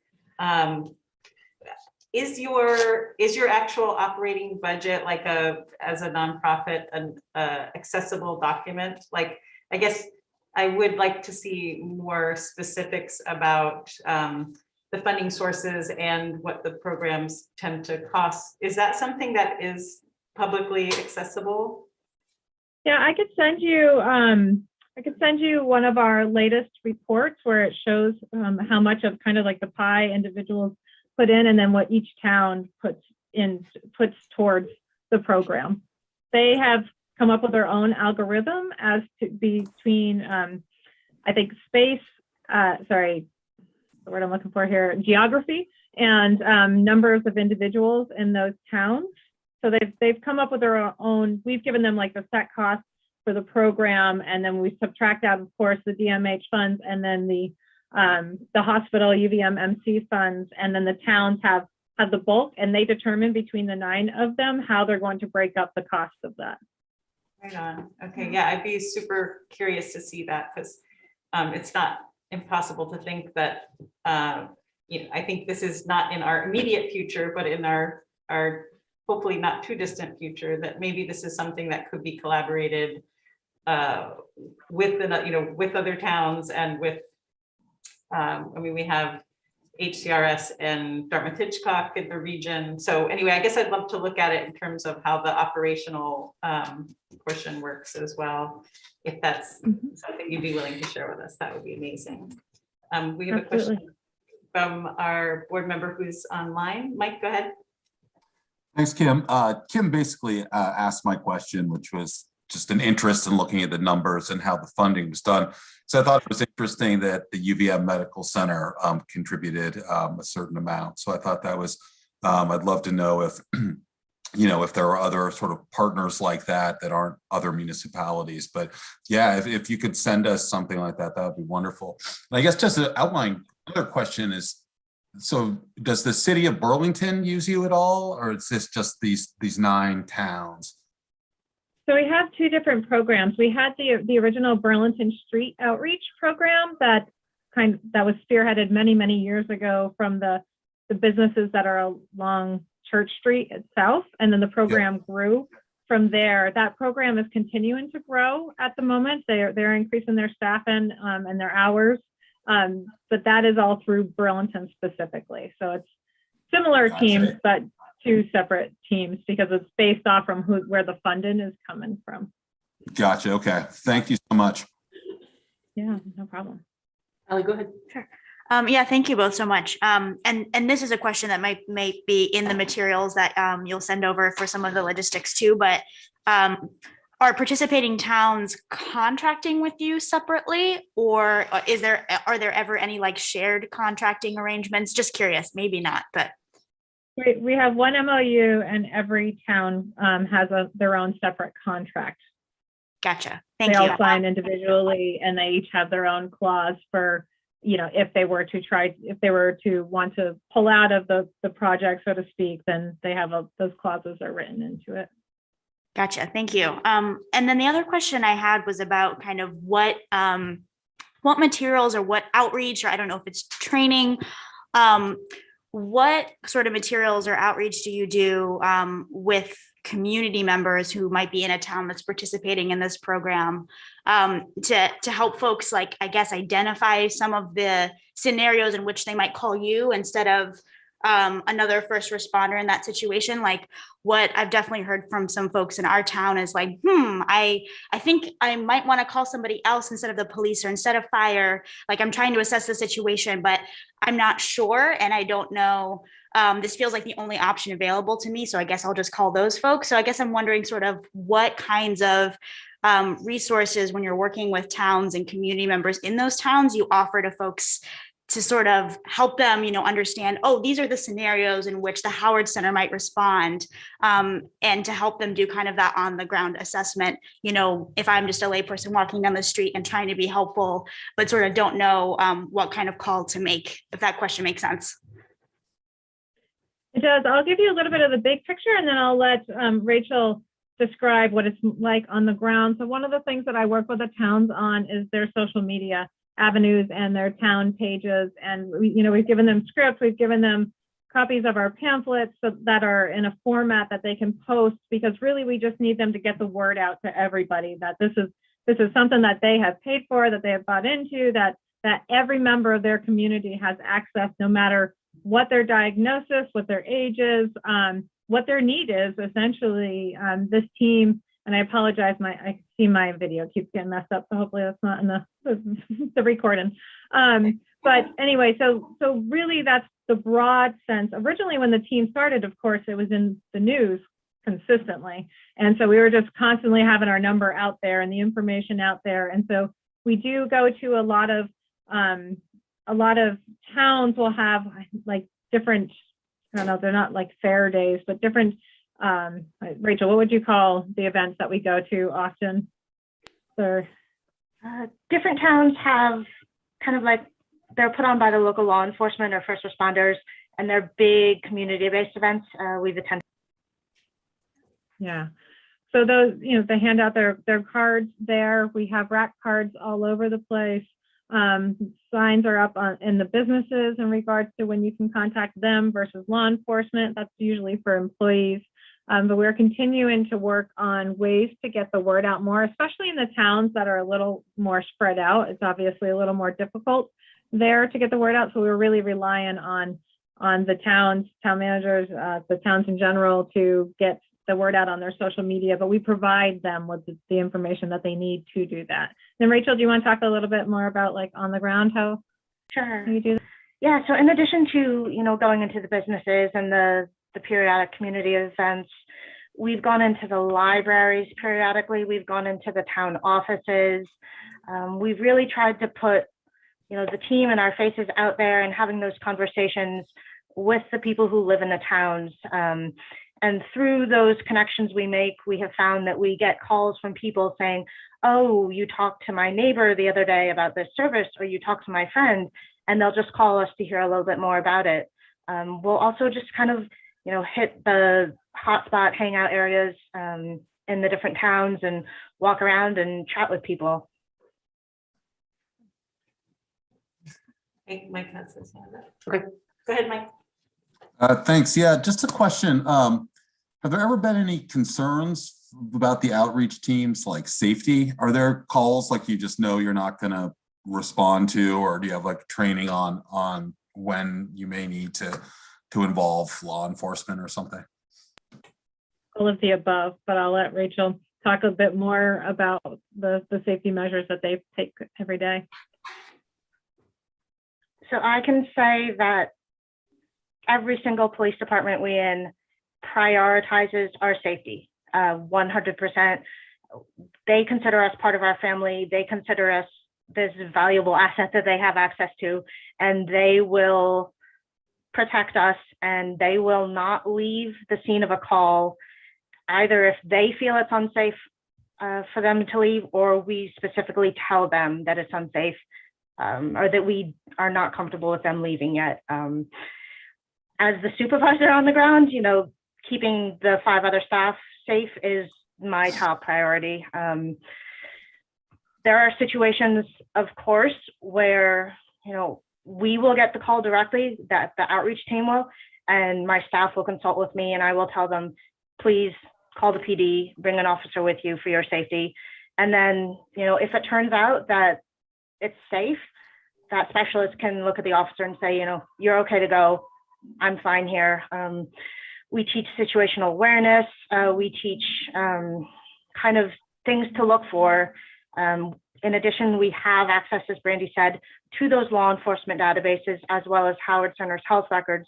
So prior to even going out and speaking with a person, if we have their name, we will cross-reference them to make sure that they don't have any flags for weapons that would endanger us or endanger other people on the scene.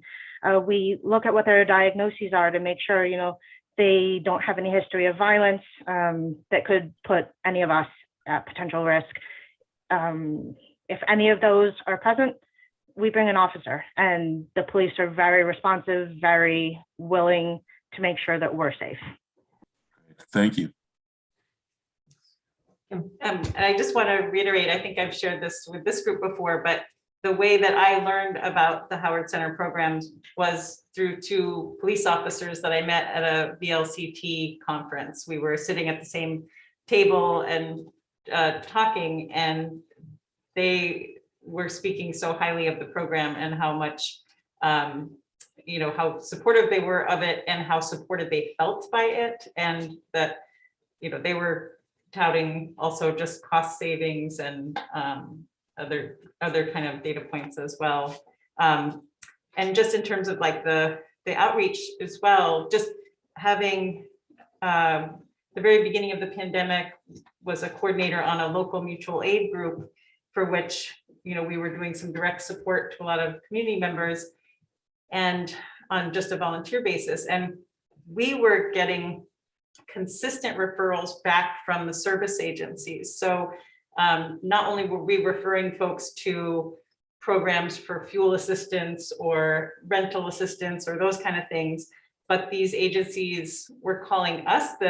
So for example, I guess I'm saying that if in this region, if the Upper Valley, Haven and HCRS and those groups also have this as a resource, it's mutually beneficial. It is not trying to substitute anything, but I think it's complementary in the terms of we have an incredible number of social service agencies that have their specialty, and this kind of dynamic, this kind of group can help connect the people with the services back and forth. So anyway, I'm very impressed and so happy that you shared this time with us. Yes, Ally. I'm good, yeah, thanks. So a question, can you tell me basically the size of the population of the towns that you do serve? Do you have that information available? I do not have it readily available. Okay, so in terms of the number of people on average that your team sees during a day, how many interactions do you have on average based on over a year? Can you give me that number? Do you have that? If I go back through the PowerPoint, I could do the math pretty quickly. You would like?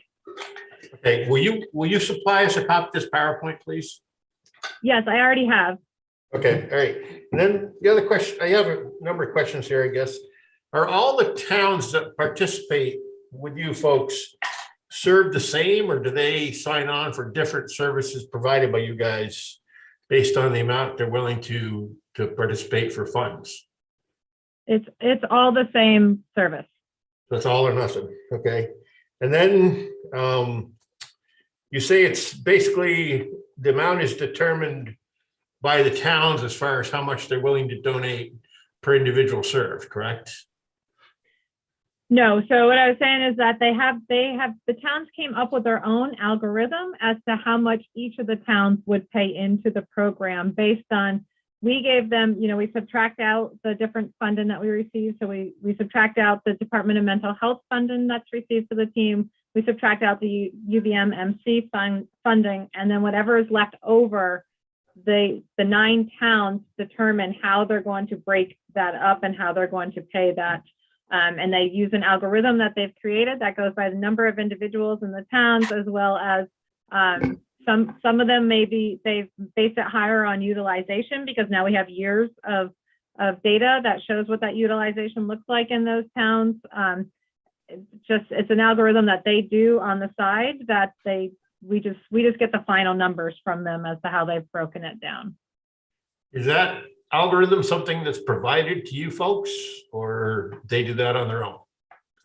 They do that on their own. They meet separately in regards to that portion of the contract. Okay, all right. And then just two more questions that I have. Do you have any idea of the actual square miles of the 9 towns that you serve, how much that is for an area that you cover? I do not. Do you happen to, Rachel? No. Okay, and then one final thing, which is a big one here. Everyone's heard and seen in the news about Sears Lane. So my question is, what impact did your agency have on the Sears Lane encampment individuals? What did they do for those people when the Sears Lane encampment was broken up, or how much impact did they have?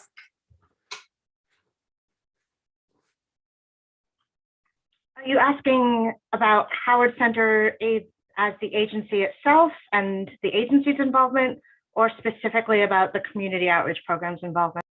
Howard Center. I'm not prepared to speak for Howard Center as a whole. I don't know, Rachel,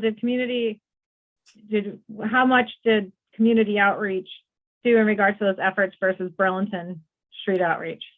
Yep, so I can say, because the Sears Lane encampment itself was physically in the city of Burlington, which community outreach does not cover, the community outreach program had no direct efforts at that campsite, but I can say that, since the various stages of the encampment itself being closed, there has been an impact felt in several of the other towns in terms of folks relocating where they were camping. And the team has supported those individuals when they've come onto our radar if they've needed services. Yeah, thank you.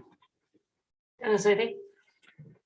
Yes, please. I jotted down a few questions, and many of them have been answered already, fortunately.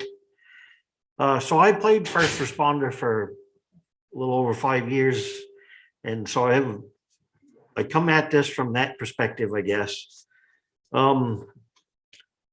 So your program, I think you said it ends at 8 p.m. It currently does, yes. Yeah.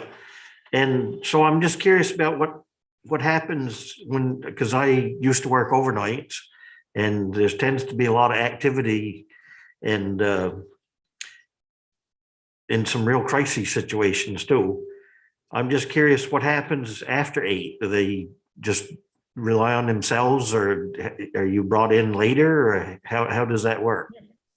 So our crisis team is available 24/7. So the law enforcement or first responders in general still have access to the crisis services team during those hours. But for this team specifically, what typically happens is if law enforcement has an interaction, or again, any first responder team has an interaction in the after hours for this team, they send the team an email, and the team follows up the next business day with that individual, with that circumstance. They provide significant levels of support at that time, follow up, prevention, or connecting them to resources. The emails that we receive from law enforcement on the team really are quite unbelievable in regards to just how passionate these teams are to try to get people connected and to get them into the right hands of the people who can provide them service. They're really written just in such a sensitive, compassionate manner. And so it's been really eye-opening to really get to view those all the time. We get several of them every overnight, and then as well on weekends as well. So one of the reasons why the program ends at that time, and we have talked about expanding it, is we were relying on data from the towns in regards to the number of mental health calls that they are receiving, or substance use calls that they are receiving after hours. It has been difficult for the different towns to actually have correct reporting of that data. Oftentimes it's not getting, the box isn't getting picked in the right way, and therefore the numbers are really fallen short, but not enough data to be able to drive a change in the hours at this point in time. But every individual that gets hired onto the team knows that there's a chance that their schedule will change, that they could work later hours, or that their schedule could turn into, could include a weekend day in the future, because we really want to base the program on the fluidity of the needs in the community. And so they do follow up the next business day. One of the other challenges with the overnights is you might be able to provide some of that de-escalation, that in the moment support, which is incredibly beneficial, that crisis can also do, but they can't connect them to the resources during those hours. And so we really start to lose out on the ability to get somebody to the economic services office if we shift staff too far to those evenings and overnights or weekends hours. We start to lose some of the resources on the opposite end that are available to them. And so it's been an interesting mix that we're consistently keeping our eyes on. Oh, thank you for that. I have a few other questions and perhaps short answers, because if we're going to go into a long thing, we're never going to get through this. So I'm just curious on the hours that you are there during the day. What do you have a measure of your response times? And along with that, do you have a scanner? So if you hear a call go out from the PD, that you can be monitoring that and speed up your response time? Rachel, do you want to answer?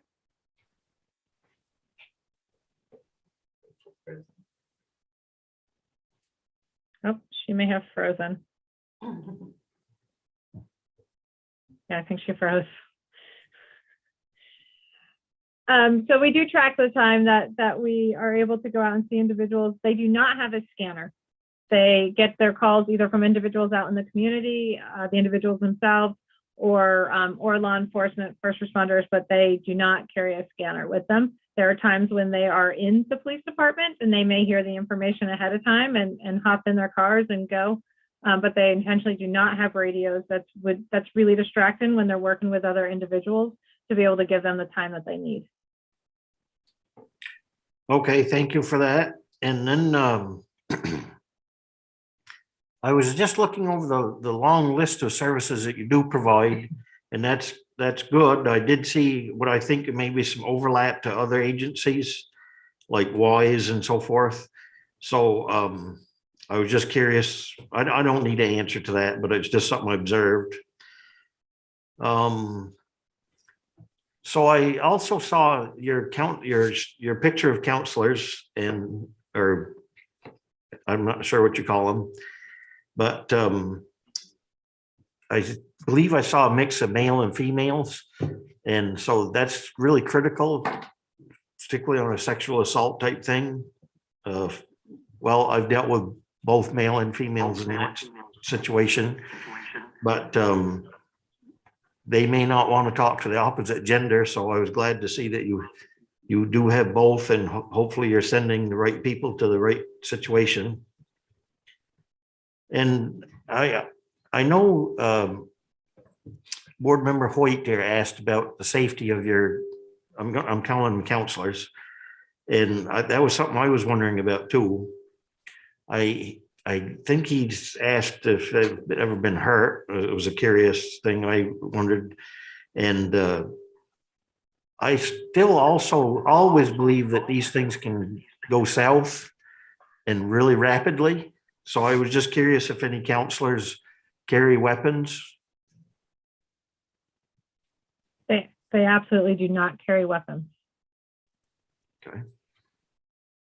And nobody has been hurt to date, knock on wood. That's good to hear. Safety is paramount. We are very, very careful about what we walk into, and situational awareness is huge, and not being overconfident, making sure that safety really is, at the forefront before we move forward with individuals. And the last thing I have is I heard and saw your messages about the after action, people's feedback saying, oh, this worked out great and so on. And you had a high rating there. what I don't know is if this agency wasn't involved in just law enforcement or fire or whoever else. A lot of people give some good feedback to those agencies, so I don't know. I mean, the Howard group was involved and they got some good feedback, and that's good, but I also know that our police and fire are trained in a number of these things. I don't think all of them. And if they didn't have involvement from outside agencies, I would hope that they would be getting some positive feedback. I'm sure not always, in a lot of these cases too. So thank you for putting up with all my questions. So, and we should be sensitive of time because Brandy and Rachel, I think we slotted a 20-minute presentation. I appreciate you taking more time. We do have one hand up. Would you be willing to take one public comment question, Brandy? Sure. Oh, never mind. They put their hand down. Okay, never mind. All right, well, Brandy and Rachel, thank you so much for the presentation, for joining us tonight. And Kim, thank you for staying on top of this and getting it organized and getting us here so we could have this information. It was very helpful for us to know that your organization is out there. And I hope it's okay if we have further questions that we continue to contact you. Absolutely. Thank you. Yeah, thank you so much. Thanks for joining us. Have a good evening. Okay, I think that will bring us over to South Main Street Project Engineering Bid Award. No, we already did No, those. it's the break. Oh, we did We're at the break. Yeah, we're Oh, at the Yeah. break. geez, okay, great. Well, look at the break. So let's come back here at, 2 after. How's that?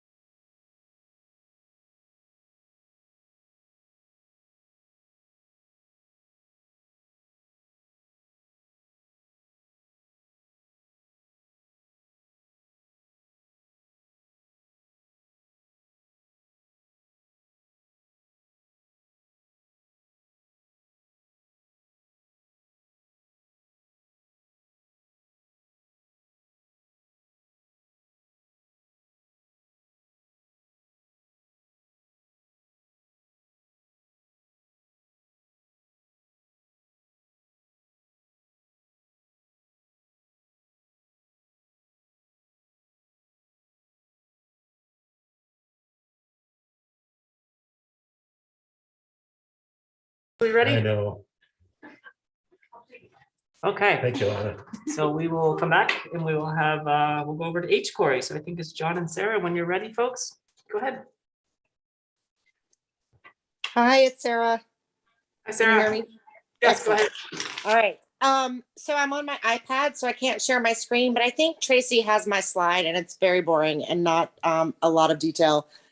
But we wanted to talk to you guys about the strategic plan and talk just a little bit about the goals and then kind of a timeline for following up on strategic plan pieces. So Joe and Allie and I are in the strategic plan working group, and the document that you were sent in your email and that we don't need to review tonight basically has all of the recommendations that apply just to the town broken down into data categories. And we grouped them and then we put them sort of in, I'm going to say priority order, but it's really descending order. So a lot of them are to have dependencies. So the first object has to happen before we can do the second or the third. And then the schedule that you see on the side of the document are just kind of where timeframes we see it coming in the next couple of the next fiscal year and a half, I guess. And so I don't really have a lot to say. This is kind of digestible information, and we can present it, and then we would like to meet. We would like to come back to you as a board quarterly to just talk about progress and where things stand. John, do you have further? No, that was perfect. Yeah. Okay. Yeah, I think it at this point it's appropriate for the board to have time to digest this. Yep. And I will draw your attention to Tracy, if you can go to, I think it's the second one. Yes. The public information officer, that one, I just wanted to draw attention to the fact that if we would like to fill it in the July fiscal year timeframe, finding out what the timeframe is on job descriptions and postings and those kinds of things, that was sort of the most current and up to date, or not the most current, but the most pressing timeline wise. And then the other one that I know was funded in this fiscal year was training.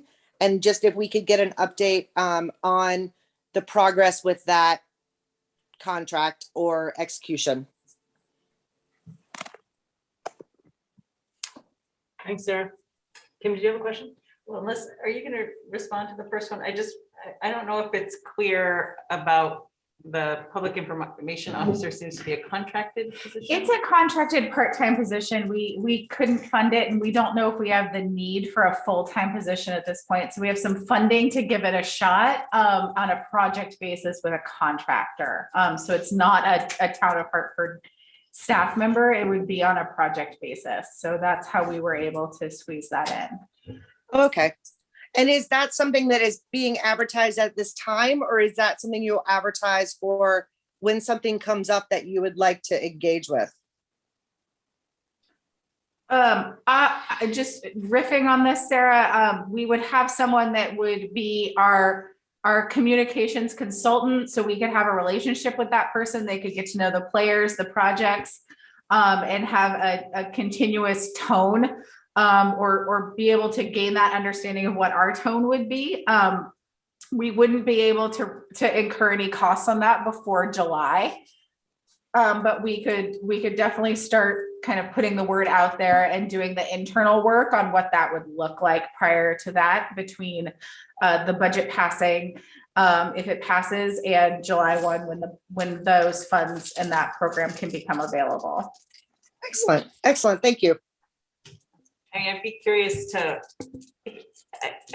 from my interpretation of the strategic plan, I don't think we're meeting that goal or that expectation with what I think you're describing. And I know, because I feel like I just became aware not by anyone's fault, but that when we were discussing public information officer, for example, like it came up where community members are feeling like they're not getting heard. And I said, oh, well, when we get our public information officer, that will help streamline that. And then we learned recently in the budget discussions that it's not an actual position or even an ongoing contract, but sort of a lesser substantial position. And so I guess I just want to express, I would be interested to hear back from HCOREI about what the thoughts of that are. And like, I don't feel like what is currently being proposed is meeting the goals in the strategic plan.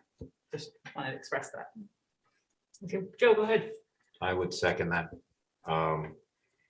The point that I would have for the information officer is just that. I think many people in this community are lacking in what we're trying to communicate to them on a lot of different levels. And excuse me, and the communication from town, from working groups and from ad hoc committees is vital for this community to know what we're doing, how we're doing, to be transparent in the things that we're doing. And if we're doing it haphazardly, I think we're missing the mark in that. And it is, I truly believe that us expressing and communicating what we're doing, what we're trying to do on a continual basis on a lot of different platforms and levels is key to us doing our job. And if we are not letting the community know what we're doing and how we're doing it, then I think we missed the mark. Thank you, Mr. Chair. Thanks, Joe. What else? John has his. Yeah, John, go ahead.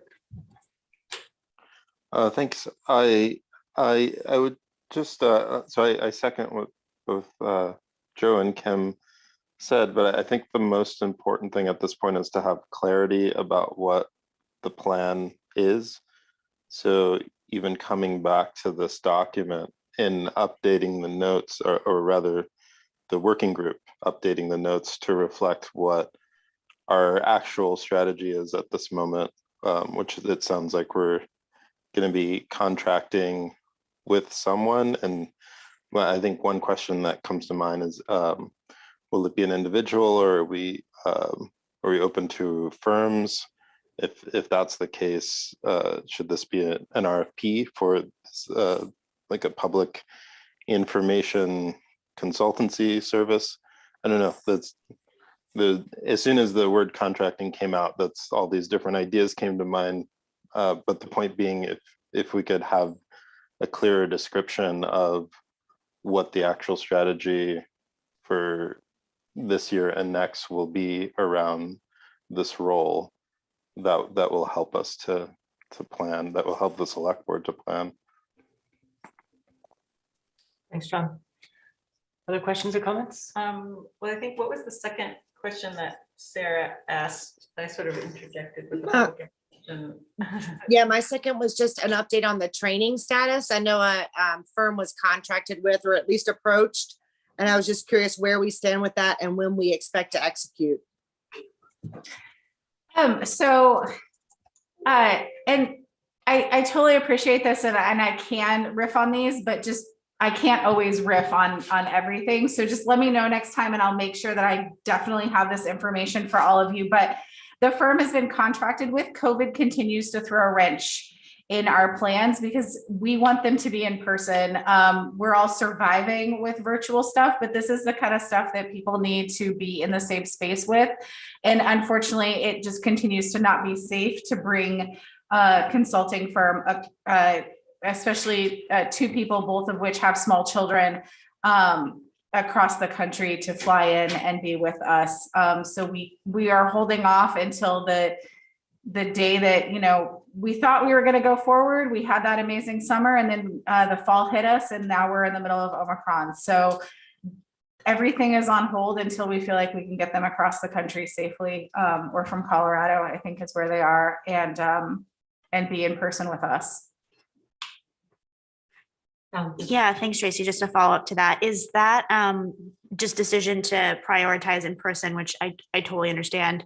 Is that coming from Groundswell? Is that coming from, because I don't know that we've ever talked about it. And I know I've attended all, a number of, certainly need to attend more trainings, equity, diversity, inclusion related online. And so I'm kind of like, I'm definitely an eager beaver, and I'd be excited to, in whatever capacity is doable, whether that be virtual at the end of the day. So I just wasn't sure if that's something that was their preference or. We're following their lead Got it. and their comfort level, the same way that we kind of all are doing that these days, where we're checking in with each other and where the other person is kind of feeling with personal interactions. So. Okay. I would request, I don't know what the best way, but like the after town meeting, so basically after March 1st, there will be a fresh select board here that should be in place for at least a year. I guess I would ask, is it possible to try to schedule it soon after that? And then if we needed to cancel or reschedule, we could do that. Yeah, and I hope that the spring gives us a little bit more of a relief in terms of these variants and that are keep coming up. I would love to have them out, say April or May. I would like to shoot for April, and if we need to reschedule, we have to reschedule. Yeah, I mean, it's a balance act of also like paying for plane tickets and stuff like that. So I just, yeah, but let me see what I can do in terms of April. That would be awesome. Thanks. Thanks. Other questions or comments? Sarah and John, anything else you want to add or share? No, we just really appreciate your time. Feel free to go through Joe or Ally if you have any questions when you dive into this timeline and conversation. We look forward to talking to you again in a couple months. Okay, great. I think Landon. Sorry, go ahead, John. Sorry, that was it for the strategic plan update, and then we had a separate recommendation that we wanted to share with y'all. Okay. Sorry. Yeah, let's go I have ahead. one question. How much money is put aside to do this implementation? How much money have we put in the HCOREI for this? Did you have that readily Maybe available Tracy or not? question. There's public information officer contract in the budget. I don't think that you had ever earmarked HCOREI money in a pot. So sorry, I'm kind of scrambling with that idea. So how are we Yeah. gonna figure out paying for all this? The public information officer is in the budget, but just at what I think is a smaller amount than it should be. But it's there, that's what we have for 23. And the training is funded in both 22 and 23. In what line? Under select board, it's under the select board section. Okay, that's where I'm at. It's under there. It's like contracted services, and there's 9,500, I think, for training. Okay. There's a community member with a hand up. Do you want, should we take Let's go to this? Ally first. then we'll Okay, go and ahead. then before we go the next. Oh, no, I was Okay. gonna respond to, so Okay. I'm good. Okay, yeah. Okay. Go ahead, Michelle.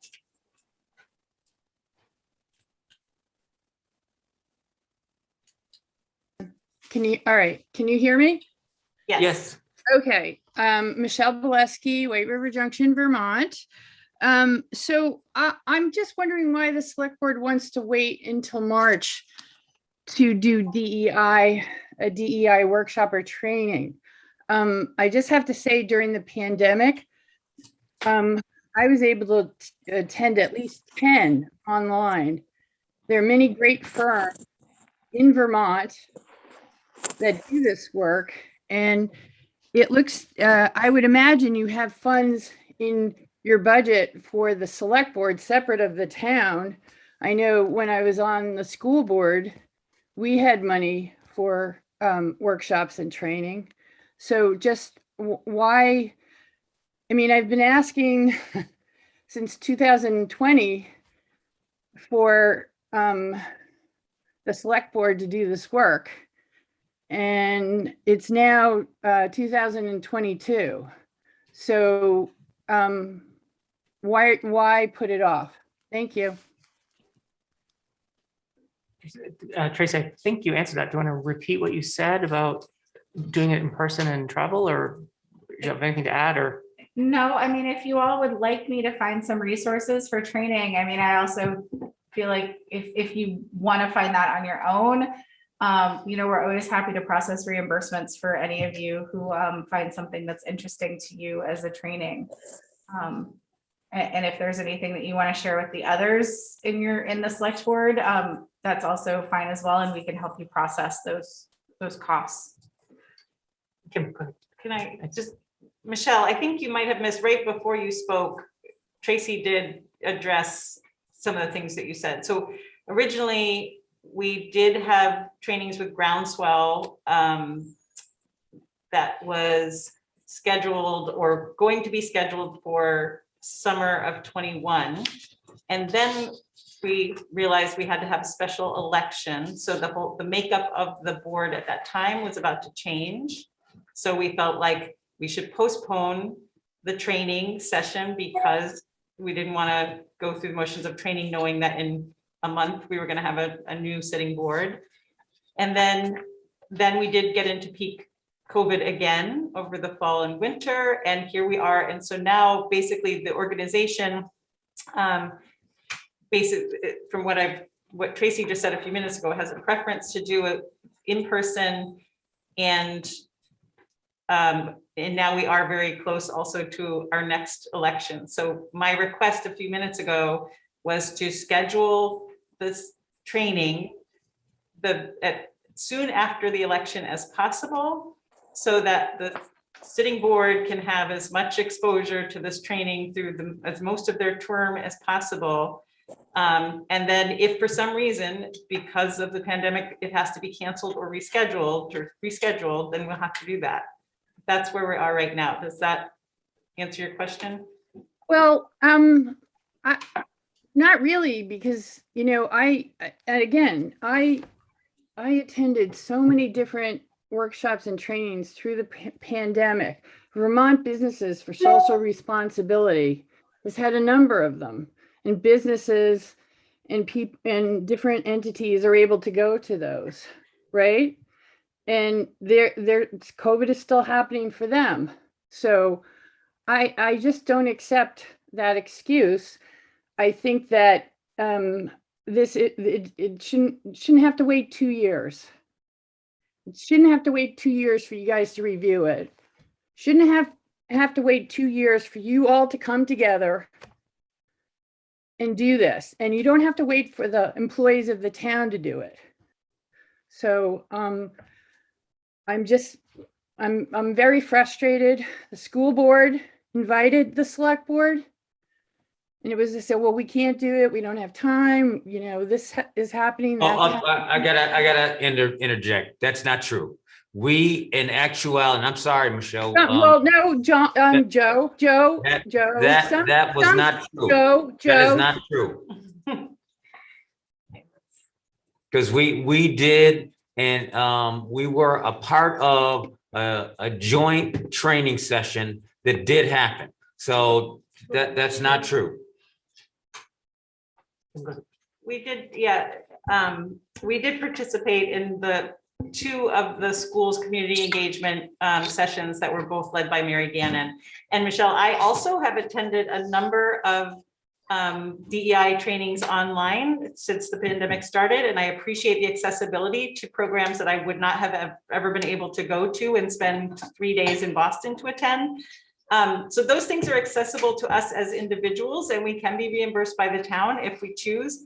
But what we also need are specific training relating to equity and inclusion, relating to public servants, like to being municipal governance body. And that is, I've done similar workshops to that as well on my own as an individual online, but this training that we're looking toward is not just generic DEI training, but also relating to being a municipal public servant in that role. And it is taking too long, and I apologize for that. One, I want to apologize to Kim for interrupting. I want to apologize to Michelle for interrupting. I get a little hot when the facts are distorted. I look here and I look at Lanny and I look at Dennis and I look at Kim and I look at the other people on this board who, Ally, who attended training with the school board. So that happened because I was there. So, you know, has it happened as much as we wanted? Has it happened in the form that we wanted? No. But we will work harder to make sure that that happens. So I'm disappointed that it hasn't happened as quickly as it should, but to say that it hasn't happened at all is a distortion of the truth. Joe? Okay, Kim, any other questions? No other hands up. Okay, great. Okay. Michelle just put her hand back. Okay. Michelle, do you have one more comment or question? Michelle, your hand is still up. Okay. All right, Michelle, White River Junction. So I guess I'm referring to the time when I was on the school board. So I didn't realize that you had, so apologies for that. And I don't know if you think that I'm calling you a liar, Joe, but I'm not. I'm not. Okay, all right. And I apologize for raising my voice, but I am, and you can ask people on the school board. I'm super frustrated with this process being so slow. And the turnover from the select board and new liaisons on the committee, it's been really challenging for the HCOREI committee, and they've been working super hard. But I mean, at one point, you know, people really didn't know, where should we go? What should we do? What's the direction? And I'm glad to see that things are going in a great direction, and what they presented is amazing. It's amazing. And the work that Sarah's done and John and everyone else on the committee is amazing. But I'm just frustrated, so I apologize. And anyway, thank you for letting me speak my mind. I try not to do it very often. It's hard for me to speak out loud in public. Anyway, thanks. Thanks, Michelle. Joe? Just last thing, Michelle, I appreciate your passion. I really do. And it's something that is needed. I think something that everyone on this board believes that we need to work towards, and we haven't done a very good job of it. We will get better because we have no choice.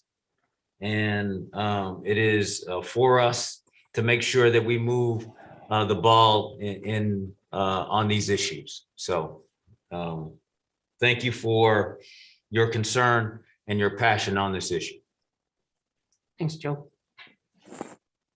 Okay, Sarah and John, did you have anything else that you wanted to mention? Yeah, John, yeah. Yeah, thank you. So a couple months ago, Kim shared with the select board and with most of the HCOREI committee members a report from Brattleboro that had been commissioned as a process of doing a community survey of how the community felt about various services relating to public safety in the Brattleboro area. And we were, at least HCOREI was really impressed by this report. We read through it and discussed some of the pieces and the aspects of how the process was conducted, and felt that this would be beneficial to Hartford to have a similar process take place and be basically commissioned by the select board. So in response to that, I believe I sent this out in either early December or late November. If I could share, I don't know if this will be visible. Can you all see a document? I'm sorry, I'm on a tablet right now. There we go. Yeah, my comic book background, but yeah, so we put this recommendation together based on kind of our understanding of how that Brattleboro report came into being and what the dimensions of that were. I believe you all had a chance to see it because it was in the packet, but I can read it out loud for, I guess, the benefit of people watching. Yeah, sure, I'll just go ahead and do that. So the recommendation for community review of public safety. The Hartford Committee on Racial Equity and Inclusion recommends that the town of Hartford contract with a qualified consultant to produce a community review of public safety. This review process should include a focused examination of how town resources, nonprofit organizations, social service agencies, and other community services are currently utilized and can be optimized to ensure equitable community health, wellness, and safety. It should also incorporate the perspectives of community members most impacted by these services. So flip back over to the screen. So I wanted to have a chance to present that in open meeting in a public forum to the board. I believe you had already received the actual recommendation previous to this, and give you a chance to think about that and respond. Thanks, John. Comments, anybody? Lanny, go ahead. I guess I have two. First being that when you stated in here, John, also incorporate the perspective of community members most impacted by these services. I think that's in a way going to skew the results of your research on this. I think you'd be better off getting the perspective of all community members, because community members that have been affected by this are pretty much going to lean one way. And if you have the review of all community members across the board, you'd have a better, that are impacted by public safety, you'd have a better idea of where we stand on that. The other question I guess I would ask is, how do you intend to pay for this? So that'd be the two questions I guess I would ask. First off, I'd like to know why it is that we just, incorporate the perspective of those impacted by the services. And let's go to Ally and then Kim and then Dennis. Well, I'd like an answer. Well, we're going to start with the board. I mean, John, unless if you're right there and you want to respond, feel free to go ahead. I definitely have some answers, but if you want a chance to answer that as well, please feel free to go ahead. Yeah, I think your reading of that sentence is affecting the question that you're asking, Lanny. It's certainly, we did not intend to mean exclusively perspectives of any specific group of people, and I'm gonna leave it at that. So maybe give you a chance to reinterpret what the sentence means if it doesn't mean exclusion, which it doesn't. But yeah, I'll let Ally take it from there. Yeah. Thanks, John. Just to add on to that. Yeah, I think, Lanny, the intention, having been in this conversation with HCOREI is certainly not to John's point, not to exclude anybody from that conversation, but to, make sure that folks who are most impacted and most often interacting with these services have their voices represented. Because I think sometimes what happens is there can be biased reporting, or there can be times in which, I think to your point about like, where is it going to slant? Folks who are most impacted by these services are oftentimes the most, vulnerable community members for various reasons. Maybe it's mental health or trauma, a whole kind of host of things that might be kind of wrapped into public safety.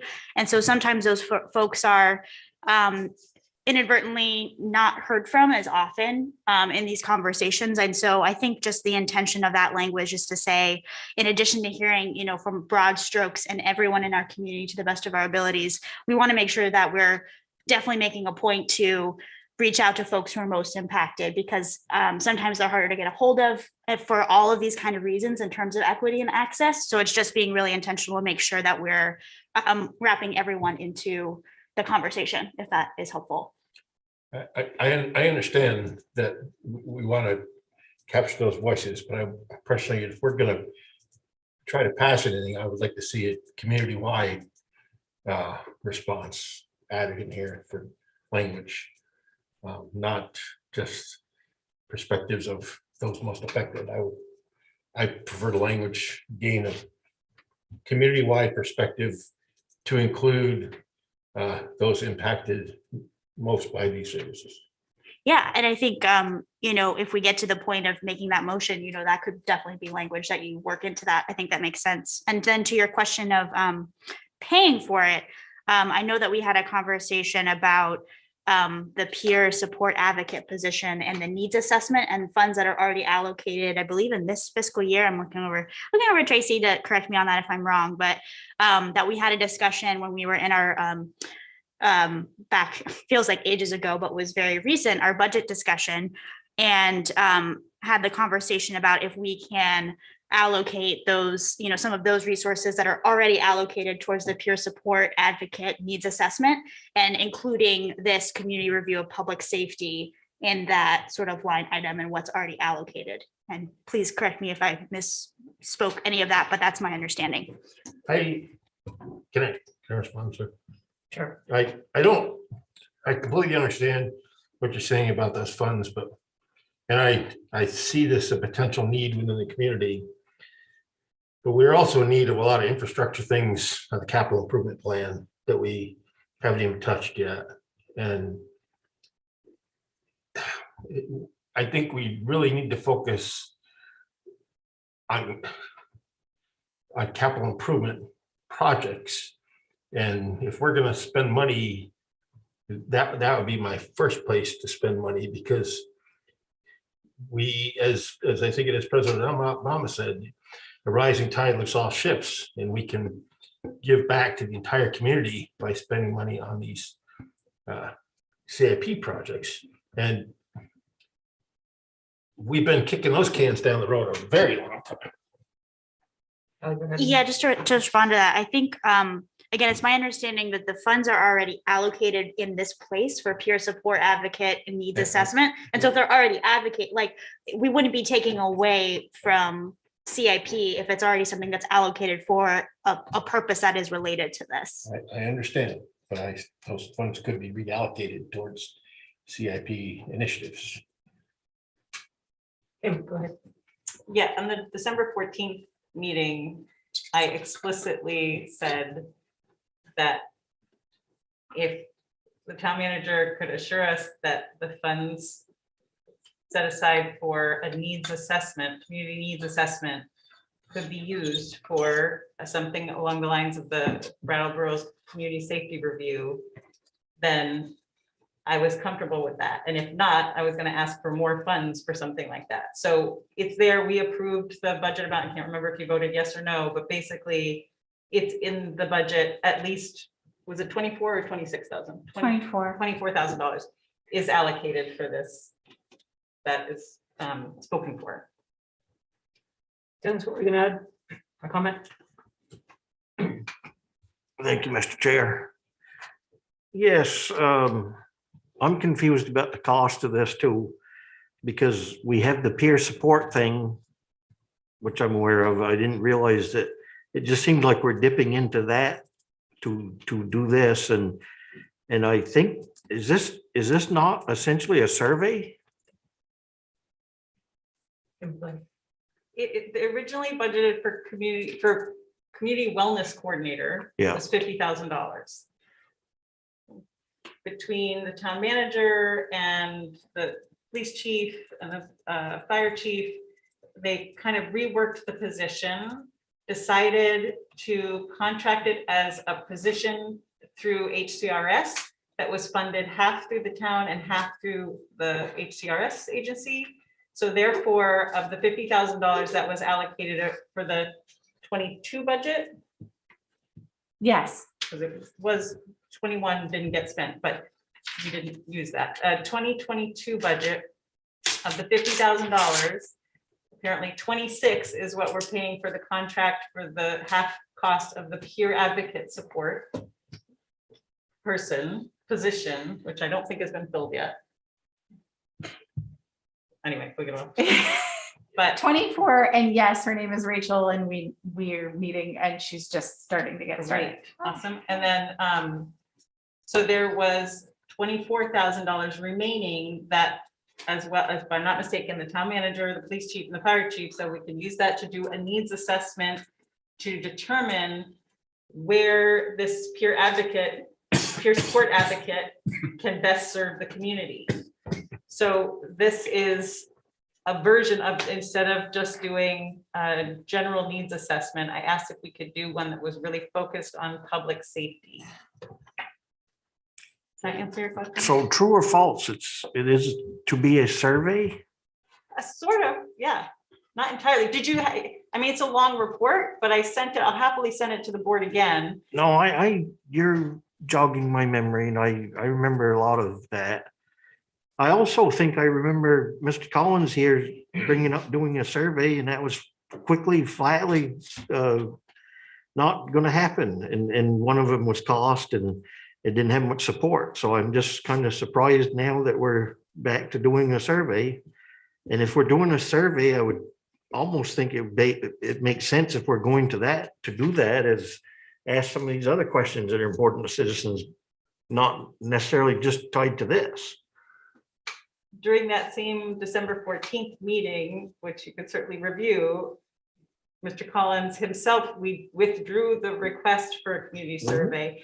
I had a list of items that I was proposing. Do we want to spend more money on this, on the climate action plan, on any more funding for HCOREI? Like, basically, I brought forth the whole list. I think I even sent it to the board in advance of that meeting to say, these are things that we need to decide. And so we did discuss it. We did come away with the outcome that we ended up with. And it may not, it can be complicated and confusing. I get that, but we did do it. I hear you. I mean, we've flip-flopped on meters. We're having meters, and then we were. So that's true. Dennis, could I just offer, like, just in addition to that, just I think to what Kim was saying, and then yeah, if you have an opportunity to look at that report again, which I know is or review, which is very long, but I think that the difference in why it's not there's some surveying involved, but I think the difference of, like, sending out a survey to poll community members about kind of a whole host of issues in sort of a particular format, the intention, at least if we were to go with something that was somewhat similar to what they did in Brattleboro, is very much like a community engagement process. I use that term as somebody that does that in my job in the arts. And so I'm like, obviously really passionate about it, but I think what's important about that process and takes it a step further from a survey and does warrant, the funds that we're talking about, et cetera, is that it's folks who are consultants or facilitators, however they might define themselves, really like spending a lot of time with community members and getting their perspectives in lots of different ways. Something that the folks did in Brattleboro was have like a lot of these kind of deep interview sessions. And so that's just a way more extensive process than a survey that, like, you might get in the mail, or that, you just like check some boxes. So it's a more, what we're talking about here is way more extensive than just like, that kind of a survey, if that helps. Go ahead. Yeah, I remember when I took a class on surveys for a master's degree, it was pointed out that when you do a focused survey on one particular topic, and particularly about when it comes to public safety, when it comes to like a hot button issue, you're going to get focus on the general consensus of the world around you at the time. And so if we do this review of public safety informational gathering, I would suppose, I mean, my crystal ball would tell me that it come back negative. And if we incorporated it into a much broader survey of other issues within the town of Hartford, instead of focusing on one particular aspect within the town of Hartford, it would have a much different approach. But by focusing on strictly public safety in the town of Hartford, all of the negative things of public safety are going to come out. And I don't think that's quite fair to our public safety department to have the negatives brought out, because as we know in life, or you should know in life, you always hear about the negatives that you've done wrong, but you don't hear about the positives. And people are gonna, because people overlook the positives. So I think you're gonna have a lot more negatives that come out of this. And I just don't think it's fair to our public safety staff to put out a survey or community review strictly focused on public safety, particularly in the day and age that we're in currently. I don't think it's quite fair to them. Both John and Sarah have their hands up. Yeah. John, go ahead. Yeah, I would encourage the whole board to revisit the Brattleboro report, because I think from the conversation that's going on here, I don't think the document that we HCOREI produce that has 3 or 4 sentences of a recommendation is an adequate description of the parameters of this survey, and we keep using the word survey. But as Ali said, we're not talking about simply sending out a questionnaire that everyone in the town gets. That may be part of the process, but essentially what I'm hearing, Lanny, is a description of some kind of polling, and we're not taking a poll. We're not trying to get results of a vote, yay or nay, on the quality of our public safety departments. We're talking about groups of people getting in a room, having conversations, and important insights from those conversations coming back to the select board, coming back to the town manager, and giving you the data you need to make decisions about the future, which you don't have right now. And so you might be afraid that negative information is going to result from this process. But what's I think more important is that there's a lot of information that isn't available to you about the experiences that people in your town are having, and to basically advocate for a continued ignorance about those experiences is not going to make anyone's life better. That's essentially the point I want to make. What is Sarah? Go ahead, Sarah. Thank you. And I was going to say something similar to John and reflect back to the strategic plan. Both the process of the strategic plan was an assessment, very much like what this Brattleboro report is, meeting with the different stakeholders, lots of conversations, really getting to know departments and areas and community members and what the need is. And then this type of assessment actually rolls right back into the data section of the strategic plan. Because we don't have a lot of data, we can't make good data-driven decisions. So that was my comment. Thanks, Sarah. Lanny, go ahead. Yeah, another takeaway from my statistics class that I took is that statistics and data can be skewed. And the problem I have here again is that I myself, when I took a ride in the back of an ambulance, public safety, here we go. I did not care for the ride. It's about the ambulance. All right. That's not the fault of our public safety services department. All right. If I'm going to come back on anybody, I'm going to say it's the manufacturer of the ambulance. But I had positive things about the people that took care of me when I was en route to the hospital.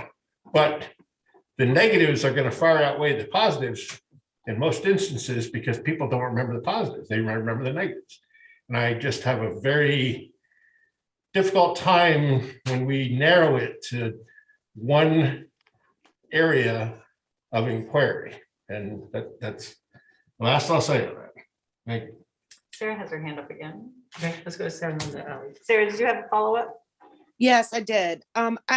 Lanny, will it help if we adjust it to our community need for public safety services and not a quality assessment of people's individual experiences? Because we're not looking for the fire department came to my house, give them a 1 through 10 rating. We're looking at the availability of public safety services to a wide swath of our community. Again, all those voices that we want to hear from, we're looking to see what the need is and how we are meeting that need, and not an actual qualitative, I did not like my specific interaction with Officer X. Do you understand what I'm saying? I feel much better about a needs-based questionnaire than I do about a quality-based questionnaire. And that is the goal here, is to find out where what we're doing, what services we're offering, and what the needs are in our community. But I don't read this as being a needs-based. I read this as being a quality-based is the way that I read this as. So I would not vote for this as presented. I would be in favor of something that is a needs-based, but not as written. Thank you, Sarah. A follow-up question? Yes, John, go ahead. Yeah. So first of all, at what point do you assess the quality of the services you're offering? And then if you can answer that question or don't answer that question, in what way do you assess the quality? What is an adequate measure of the quality of the services you're providing? And is it or is it not important to be able to assess that both on a data level, but also on an experiential, the interactions that people are having level? At what point do you actually need to know the answer to those questions? I think that when you answer a question such as the quality, I think you should look at quality of services throughout the town and not just based on public service.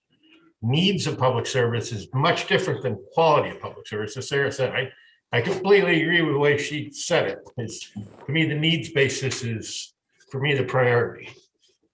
Yeah, Ally, go ahead.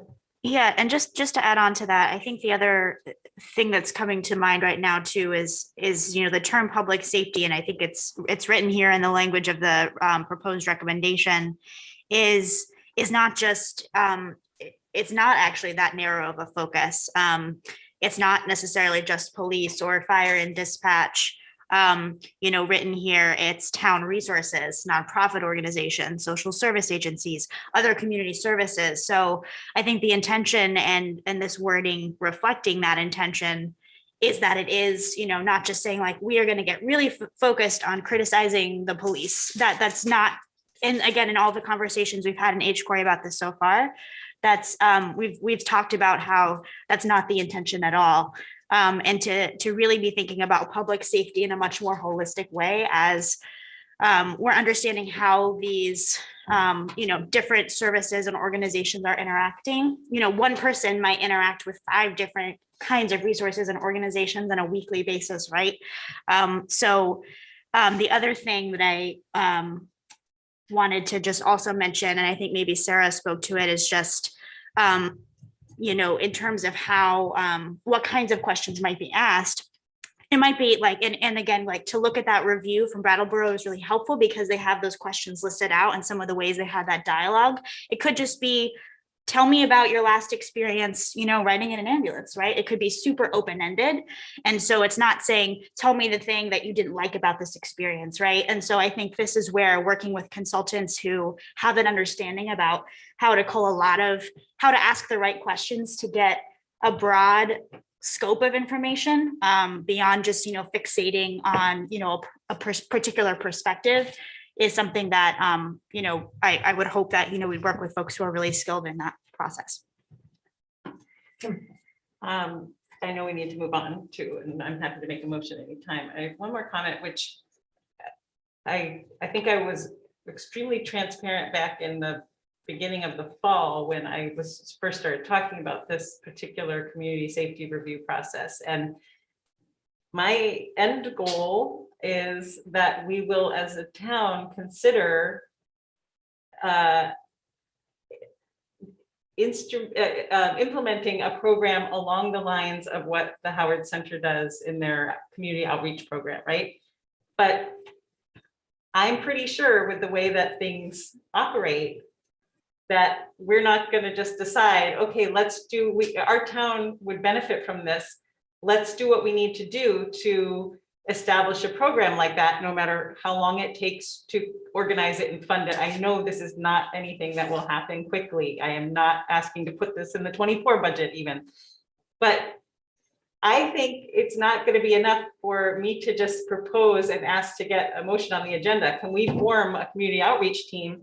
I feel like the way the bureaucracy works is we need to have a professional consultant do a report that tells us that this would be good for our town. So if anyone wants to skip that process, I mean, I'm still interested in what the outcomes of that would be. And I don't think it will be negative. I think it will be the strengths of our public safety and our social services, and that this is something that could help it be even more cohesive and more just humane on an individual basis. So thanks, Joe. I'm sorry, Dennis, you sure? Yeah. Because you actually had your hand up first. I can wait. Okay. Lenny, I gotta disagree with you a little bit because the actual strategic plan did something similar. And in actuality, it came back and said, and you were talking about the police force in general, and yes, you are correct that it has had a lot of negative publicity nationwide, but it came back and said our police force in actuality had cleaned up under Chief Caston, had cleaned up some of the things that were wrong with the police. So I think if it's done correctly, it will present a true indication of what is needed in this town. I understand, I do, and I really do understand your hesitancy for that. But if it's done correctly, then I think that it will prove to be valuable. So, Dennis. Thank you again. I've supported HCOREI since its inception, and I have trouble talking today that I'm not, but I do. But I guess what I just wonder about, it says qualified consultant, and I don't know what that means exactly, but I can just, in our best intentions, I just wonder, if that qualified consultant had biases, that we all have them, some more than others, some different than others, whatnot, but that's tricky. If you've got the wrong person in there and they either saw no problems at all and didn't give us, said everything's fine in Hartford, or else they came back and they had a bias the other way and said, this place, move out quickly, you're in trouble here or something. I know those extremes, but I just do wonder about how qualified, it'd be a very special person or group to do that if we're going to go ahead with this. All right, are we looking for a motion I'm not really quite, it says that we are, but are we looking for a motion or was this just for more informational? I mean, the town manager already agreed to pursue this, did you not? Yeah, I think we need to look at staffing capacity and the ability to manage another project. I mean, we saw what happened with the strategic plan when we had folks that weren't here, and we didn't have the folks to actually do the work, but I think we can encumber it and start that process. I just don't want to make any date processes in terms of making sure that we still have people that can do this work. Like right now, I can't manage another cross-town contract with a contractor that requires coordination like this. Because I remember also that because there was an HCOREI working group that did provide, like, create the RFP for the strategic plan for equity and inclusion that then got sent out for RFP. And I did volunteer that there are HCOREI members that the same ones that volunteered to do an RFP again, that went before the school board and the select board, not just the select board. And anyway, I guess I'm totally fine also with the work on the policy on policies, all that stuff. Like, I'm comfortable saying it can't happen yet if you're comfortable saying like your support doing it and that it is in the pipeline when we have the time and the resources. Yes, and I am deeply committed to all of this work. I want to make sure it's done well and not another thing that is put off on staff to carry around. I do have concerns, and I would definitely want to follow up on this on our previous work, having volunteers or people who aren't affiliated with the town in terms of an employee possibly doing too much work on an RFP. We want to tread those sort of things carefully. So that would definitely be something as well that I would want to make sure that we were on the up and up, and we were sure that that was okay. And that's my auditor hat coming on. Would you prefer for the select board to move this as an official motion, or can I be comfortable, the rest of the board be comfortable with the fact that you've already agreed that this is? It's totally up to you all. I think that this is a really great thing to have. And I think that it will just take time to make sure that we aren't putting this on a staff member that's already burning out. But it's totally up to you guys. Well, no, it is not just totally up to us. If you're saying that you can't do it, then what's the purpose of us moving this, or the staff can't do it? I just need some time limit, something to say. We can just say in the ether, yes, it'll get done, and it stays in the ether. And that's what happens time and time again. And I'm a little, we need some, what's a commitment that this work is going to get done? That's what I'm talking about. I'm not talking about, yeah, we'll do it. Whatever that means. If it's not going to get done, say it's not going to get done. If we can't put a time limit on it, where at least we know that we're progressing to it, that there'll be some, then I'd rather even not even put it forward. We need to say, hey, if we're going to do this, then we're going to do this. I'm just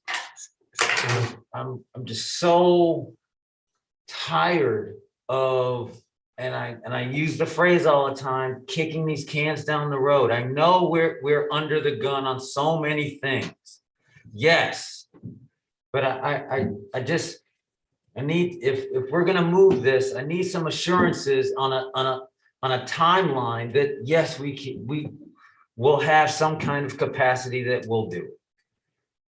Otherwise, it's just hanging out there, and I'm just so tired of that.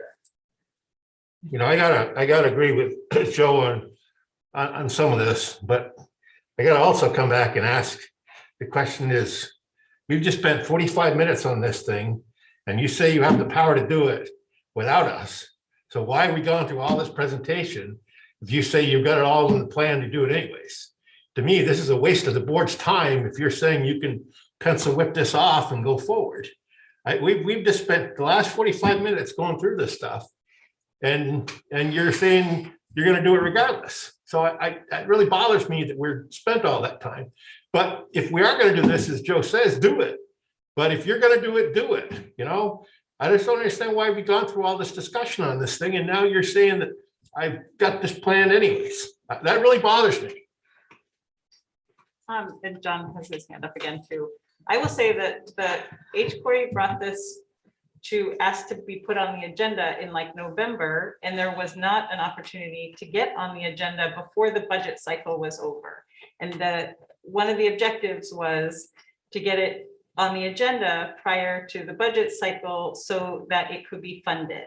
And because I brought up the scenario on the December 14th meeting prior to when HCOREI could get a spot on the agenda, January 25th, to present it. So we did sort of basically, I asked if we could approve what HCOREI wanted to present to us. And this is just the first opportunity they've had to get on the agenda to present it to us. But you carefully got it crafted into the budget to have the money available to us. So just give it to us and pass it out and say, go for it, Tracy, because that's what it comes down to.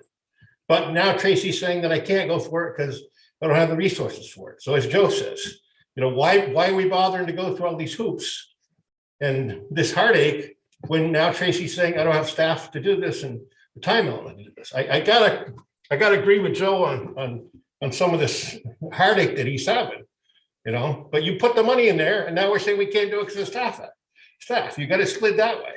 But if the budget passes, there are going to be more staff. Yeah, and also I will say that both with the policy work that was requested and with this, I was very explicit in saying, without pressure, I mean, our staff is over demand right now. Their demand is too high at this moment for them to fulfill all the things we want them to do. What I was asking for is to know if this project and the policy on policies were supported by the town managers, so that when they have the time, the resources and the opportunity, they can move forward with them instead of then having to go through this process again. Otherwise, I was trying to find out is it not supported, is it rejected? So where I feel like we are right now is this work is supported, but there isn't currently the time or the resources to complete it. Would that be a correct assessment? I don't even, yes, we have the deputy chief going out on calls right now. You know, we're trying to manage everything with one HR person. When you have the time and the resources, sorry, Tara, when you have the time and the resources, will you go forward with this? Yes. Okay. whole discussion's been a complete waste of time. I'm sorry, I really apologize for that. Do you want to take one more comment from John? Yes, please. John, you can go ahead. Yeah, thank you, Tracy, for all that you are doing, and thank you to the town staff. I believe everyone else on HCOREI did not see this as a town staffing project. This is something that there should be an RFP, and there's a process coming through town hall for that to go out in the selection process. But once the project starts, someone else who does not work for the town should be managing this project. And that, as Sarah said, we were thinking back to how the strategic plan happened. And honestly, the strategic plan did not happen through town hall. That is not how the RFP came about, because we wrote it. The selection process was between the select board and the school board. The town manager and the school superintendent were both involved with that process, but ultimately it was on the boards to do the work of making the choice.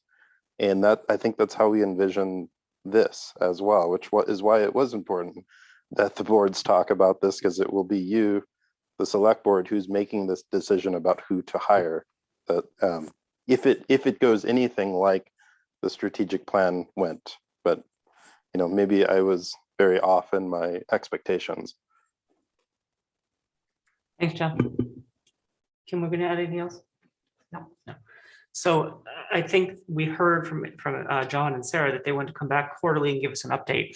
So perhaps in April, when you come back, we can revisit how exactly we move this forward. Hopefully by then, we'll be most of the way through the winter, and hopefully the COVID situation will change some. We've gotten through the town meeting cycle. We'll know where we are with staffing, and Tracy can give us an update in terms of the capacity of the staff to handle things. And so we have something on the table to revisit it without committing to a timeline that we can't meet, but we're still having it in our parking lot, if you will, so that it doesn't fall off the radar, so that it doesn't get kicked down the road. Does that make sense to people, maybe?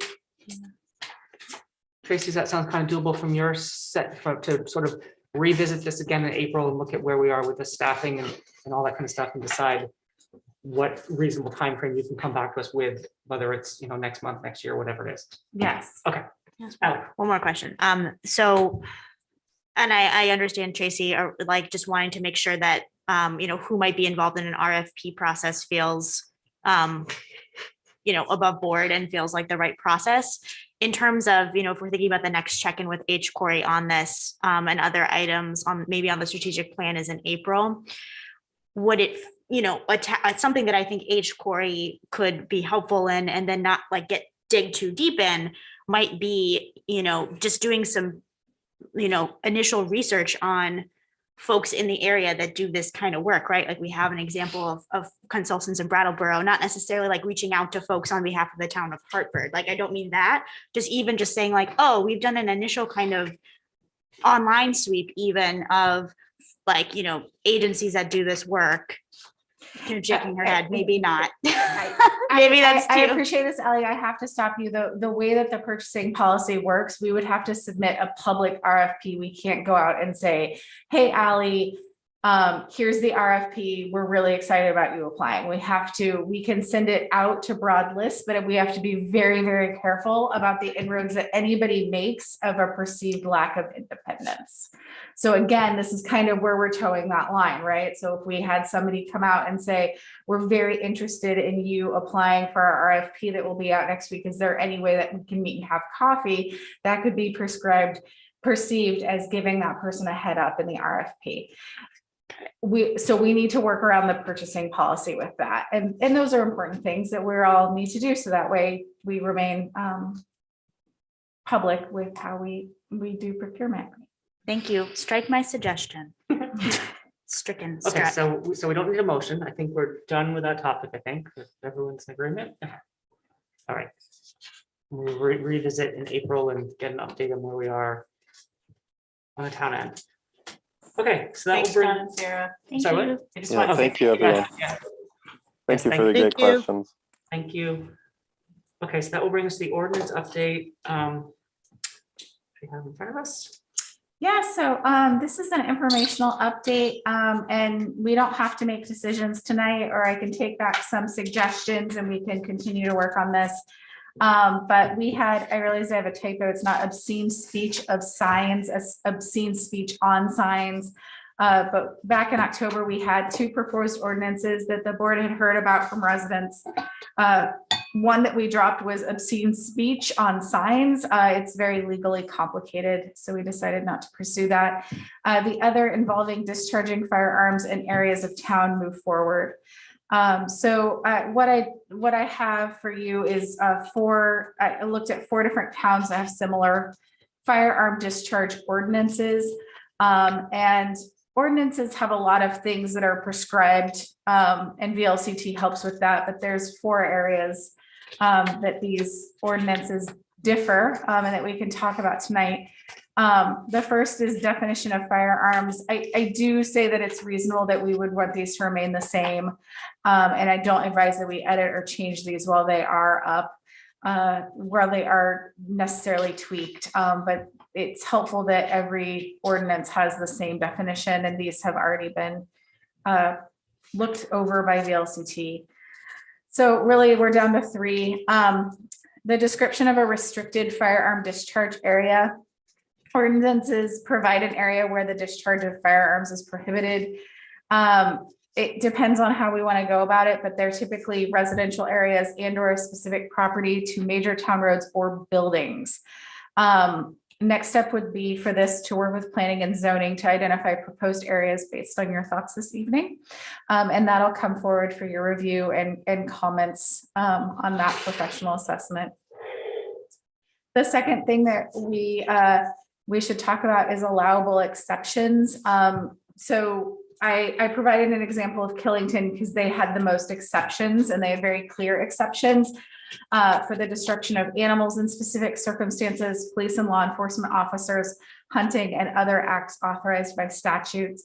I just would find it to be helpful to hear your thoughts on allowing exceptions and what type of exceptions you are interested in seeing drafted. And finally, enforcement ordinances would have, this ordinance is a type to have a civil penalty attached to it, and the penalties escalate with more than one offense. We're allowed to go up to $500 maximum. Our other ordinances carry civil penalties of between $20 and $50 for the first offense. Other towns' penalty structures begin at $50 or $100 for improperly discharging firearms. And I'd like to hear your thoughts from that. Once we talk this over, I think the next step is really to work with planning and zoning to draft up boundaries. So that way you all can review those at a future meeting. Then I work on a draft and then we will send it over to legal counsel. So I'm just interested in hearing thoughts. Dennis, go ahead. I'm hoping that the rest of the board members got the letter to us from Henry Hazen. Yeah. Thank you. And he makes a lot of good points. And I just hope that his writing, I haven't had a chance to put together what he said to what's in their information here yet, but I think he made a lot of good points here. Thanks, Dennis. Anything?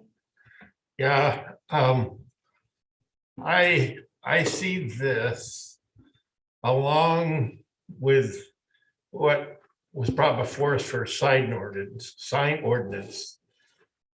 And I'm gonna just say it, is an attempt to fix stupid. And you cannot fix stupid. And you're gonna have people that are gonna do foolish things. Even if we pass this ordinance, I would much prefer to see the police contacted, the police go talk to the individuals and see if we can get that, some educational aspect of this going forward, because I don't think that sometimes putting out ordinances can escalate problems instead of solving them. And I'd rather see if we can start out with an educational piece behind them. I think that's the biggest thing. That's my thoughts on this.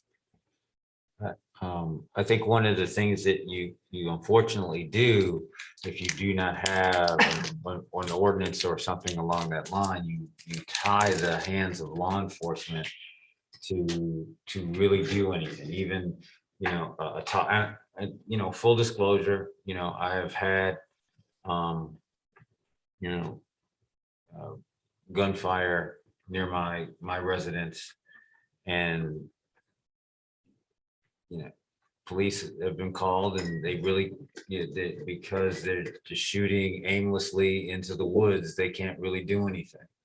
My fear is someone misses and a kid is walking in the woods and they don't know, and they get hurt. Yes, you're right, you can't fix stupid, but at least it gives law enforcement some recourse to say, hey, you can't do that. Otherwise, I think that you can have a tragedy, and that's what you want to prevent.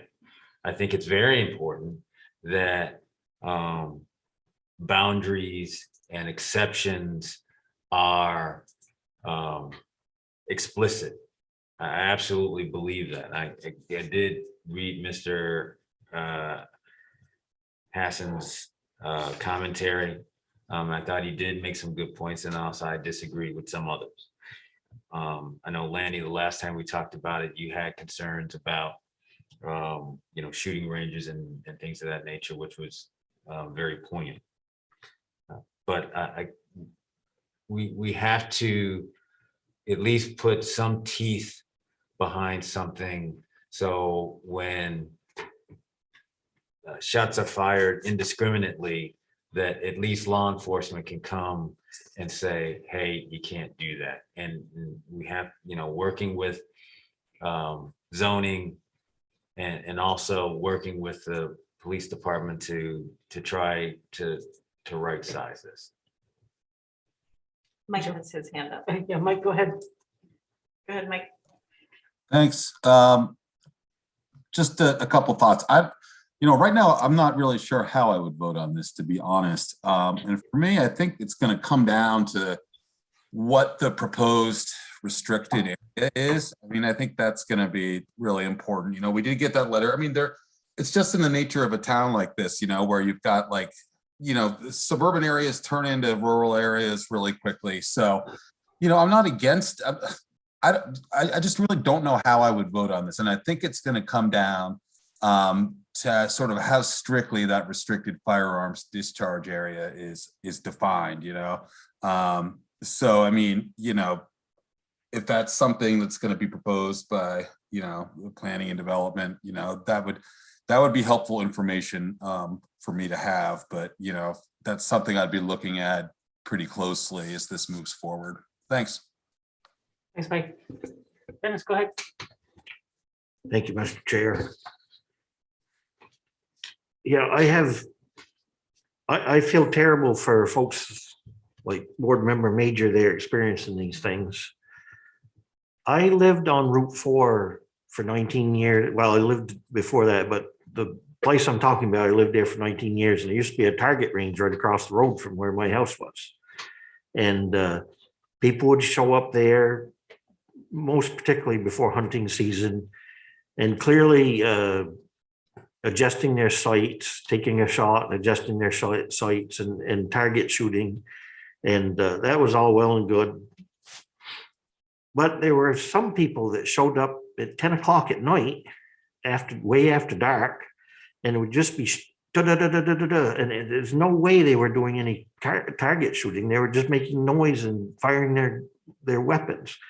And for that kind of thing, that has definitely, I don't know how this could possibly prohibit that.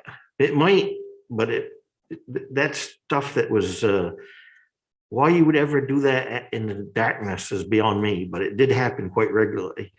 And so I need to know more about it. And I didn't think I saw anything on Mr. Hazen's thing I didn't think was a good point to consider for this. And I haven't, like I said before, I haven't had a chance to relate to what we've have on the table here versus his suggestions. But I just thought I'd share that. Thank you. Thanks, Dennis. Ally, go ahead. Yeah, I'm looking through just the example of Killington, and again, not that we'd have to model it exactly off of this, but and maybe I'm just missing it, but it occurs to me that, and maybe this was something that Mr. Hazen mentioned, there is a restricted firearms discharge area, and that is based on yards on each side of the highway, et cetera. But there isn't any mention of the residential aspect, again, unless I'm missing it. And so maybe this is something that, like, I would just be curious to know from Lori maybe, or from a planning perspective, like in the town of Hartford, right? Like what does a residential area actually mean? And I think that is also to Mr. Hazen's point, like, and to what others are saying, like you could be bumper to bumper with another house in a residential area, or you could be in a neighborhood, but you have, fields of distance between you. And so what does that actually mean in the town of Hartford? And then similar to this, yardage adjacent to a highway, like what that might kind of shake out in terms of distance between homes, residences in a residential area. That would be something I'd be curious about, because it seems like from what I remember of this conversation coming to the forefront was because it was happening specifically in a residential area, which does to me feel very, tenuous and potentially unsafe. So thanks. I might be able to help with that a little bit. I got a little bit lost on this yardage from the road thing too, but what I think it means is there's I'm sure it still happens today, but what people call road hunting, they're driving their truck along, they see the deer there, so they shoot out the window of the truck, and that part of it, I believe, eliminates the road hunting, so to speak. I think is where that was headed. I love that I've moved to Vermont. I've definitely seen that, not in this area, but out somewhere in New Hampshire, where I was like, I think that person just pulled over and like there's their rifle, and I was like, that's a little concerning to me. So that makes sense to me in the language that's here and that scenario. But there is that Fish and Wildlife law that says you have to be 25 feet from your vehicle. It's a law on the books right now. Fish and Wildlife has that. You have to be 25 feet from your vehicle in order to discharge fire.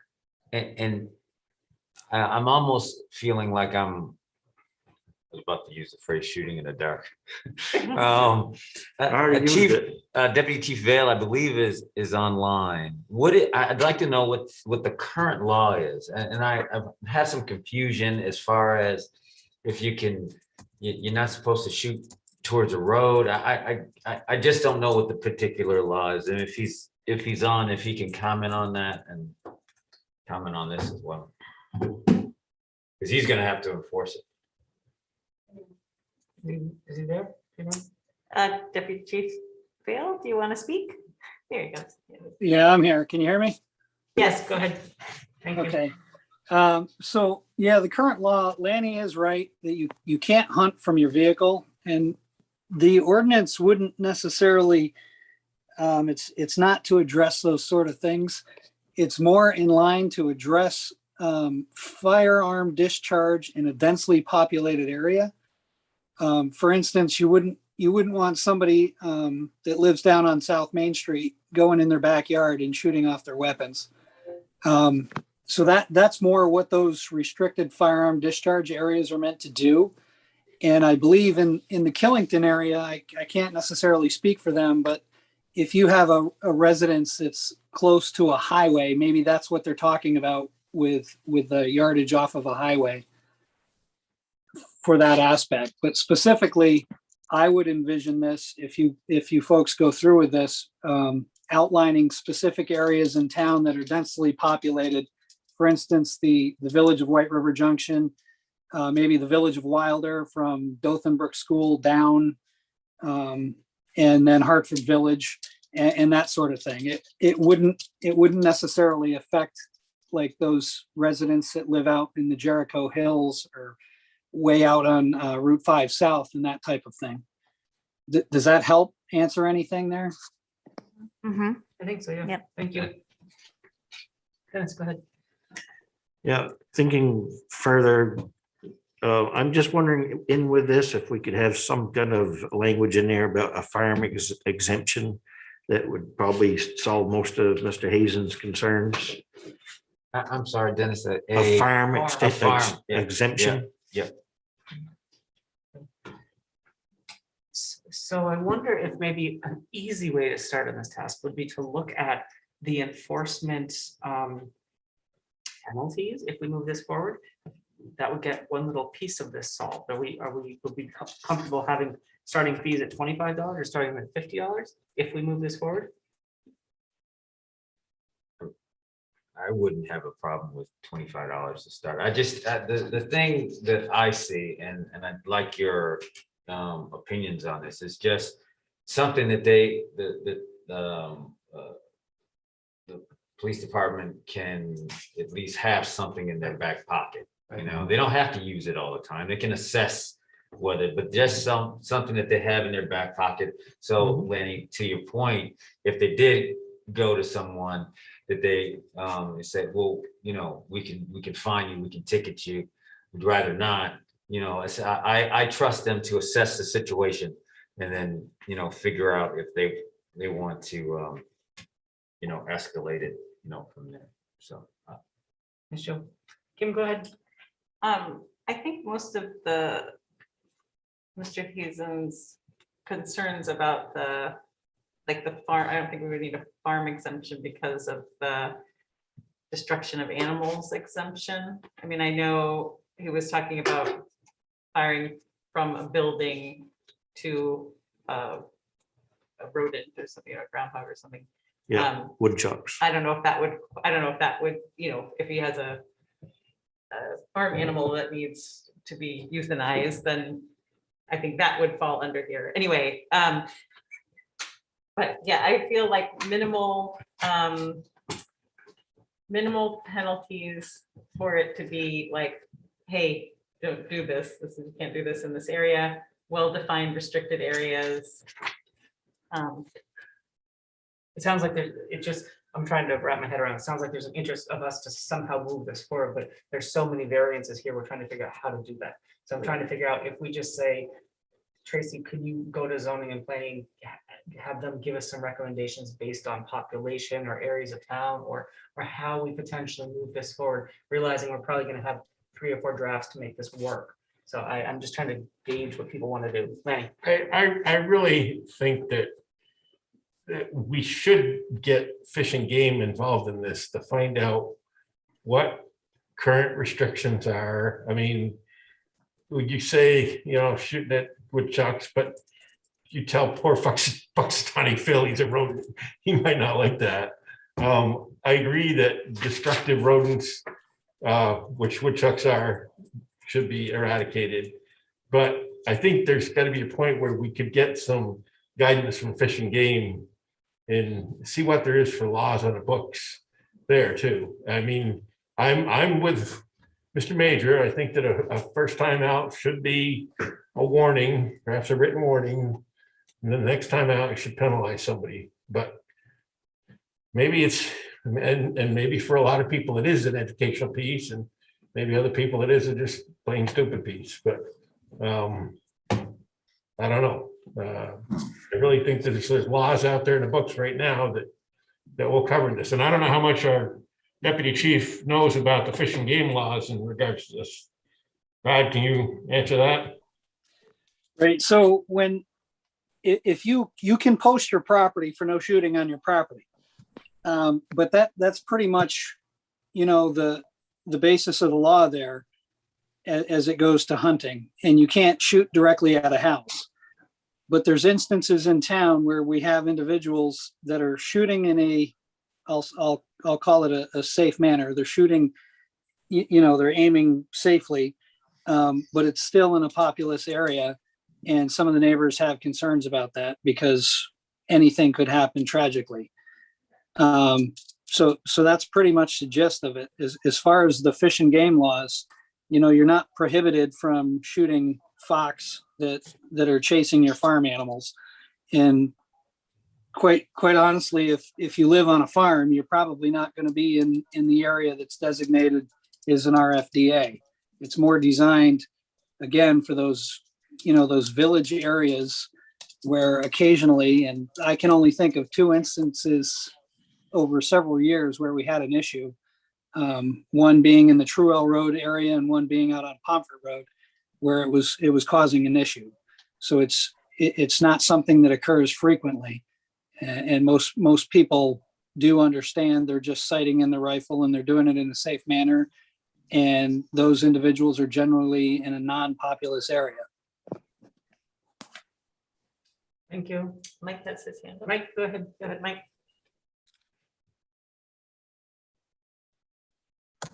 There we go. Sorry, I was muted. I think the best way to move this forward is, if planning were to sort of designate what would be the restricted firearms district. I mean, that's what it's going to come down to for me, is how we define that. I mean, penalties, sounds like we probably want to go pretty light on those. I don't know if that's going to be like a real issue in the end, but it's really, where's it going to be? Where can't you shoot a firearm? I mean, that's entirely what's going to come down for me whether to support it. So I think that would probably be the most useful next step if we want to push this forward. Thanks, Mike. Yeah, just to add on to that, and sorry if this has already been said, but I know I was speaking about residential areas, but maybe I don't know how the terminology would shake out, but like, you know, what in the town of Hartford is considered a high density area.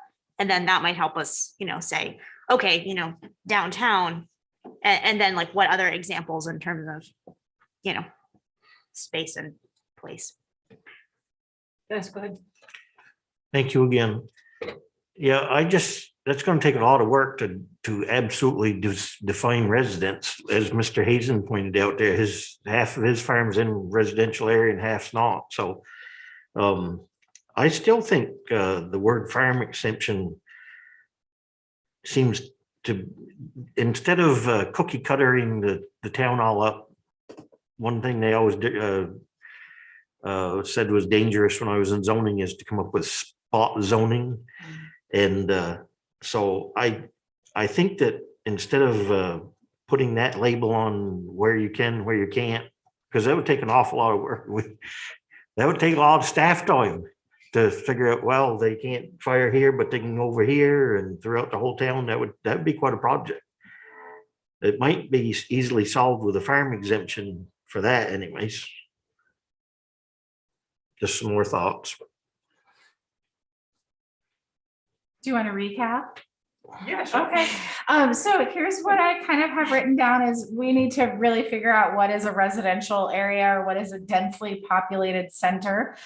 Hearing from Dennis, and you're right, you know, there are only a few folks up in planning, so how do we do this that's clear, that doesn't take them a lot of time to try to figure out and is also precise so people understand if they're in a densely populated center or a firearm discharge restricted area. We want to look at the current fish and game restrictions and possibly a farm extension and whether that would, whether the exemption, and whether, you know, would the destruction of animals exemption suffice? Or are we looking for something a little bit more tweaked to address our farmers and our more rural stakeholders? And we're thinking that we want to start pretty low on the penalty with about $25, knowing that the police department uses good judgment in whether they give you a verbal warning, a written warning, or whether they give you a civil penalty. And that usually depends on what their interaction is when they show up to have a discussion.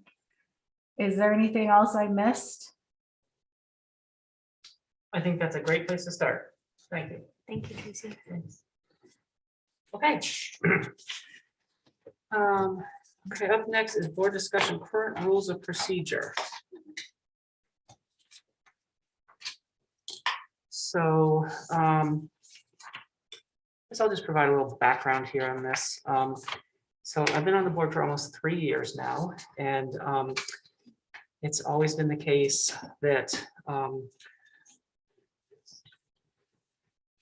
when emails are sent around, that the chair and the vice chair are CC'd on them, and that's currently not happening with everybody. And after several requests, and over those 3 years, as I said, everyone's human, everyone makes mistakes, but that hasn't happened so far. So I just think it's important for full transparency that the chair and the vice chair are aware of what is being sent by other members. And if you cite the Hartford Selectboard Board of Procedures, under general duties, it's to have cooperative relationships with their fellow board members.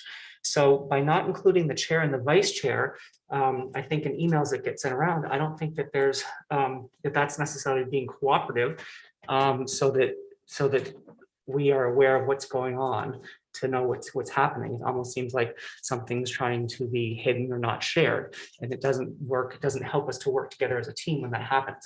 So I would just like us to consider making that an official policy or rule, or have a discussion about it and see what people would like to do. Kim, go ahead. I'm happy to make a motion to that effect, but it does just say informational on the agenda. Does that matter? I know I have asked this every time. No, because these rules can be amended at any regular scheduled select board meeting. Oh, great. Okay. So Lenny, go ahead. Yeah, obviously this is directed at me. You know that just as well as I do. And personally, there is nothing in our roles and responsibilities of select board member that covers this topic. There has never been this discussion brought up before. In the past, it was not. I've talked to many ex-board members, and they told me that they have never emailed the chair and the vice chair on many occasions. And I personally think this is from my perspective, it's a power grab for yourself. And I don't believe that you have any more power on this board than any other member of this board does. And you're trying to exercise a power over me that you do not have, that has not been given you by the members of the town of Hartford that vote. And that's a power that you're trying to exercise just for control. And I will not stand for it. And if you do pass this, I will choose not to follow it. And there's no recourse that you can have against me as trying to control me, other than the voters of the Hartford can decide not to vote for me if I choose to run for your election next time. This is strictly a personal issue that you have over me, and you're trying to exercise control that I will not give you. And for you to speak otherwise about that is entirely false, because you have a personal issue with me. I mean, this is my 4th year on the board, and I have always been told that this is common practice and have always followed it. And frankly, I feel like as a board member that I mean, sometimes I feel like I'm annoying the chair and the vice chair, because even, if I'm going back and forth and say thank you to the town manager or a staff member, I'm like, oh, do I really need to copy them? But I'm like, well, this is just how it goes. But I feel like it lends not only transparency, but also credibility to the, like, if I'm asking a staff member, for example, for something that really isn't either like within my purview or appropriate, or what, like, I'm always copying the town manager as well, but I copied the chair and the vice chair as well, as sort of I think not a protection for myself, but just to saying, like, here is a question about the town that I have. Are we on the board? Like, I would email the whole board if I could, but clearly we don't do that as often as we do. Like, we can't do that on a regular basis. So anyway, I'm super in favor. I feel like it is good practice. For me, I mean, it's a big responsibility. Like, I don't think it's as much a power grab as it's a responsibility of the chair and the vice chair to have these things in there. I don't know. I thought I had something more clearly to articulate. I think it's good practice. Chairman. I haven't called in yet. Let's see if other people have a chance to speak. Joe, would you have anything?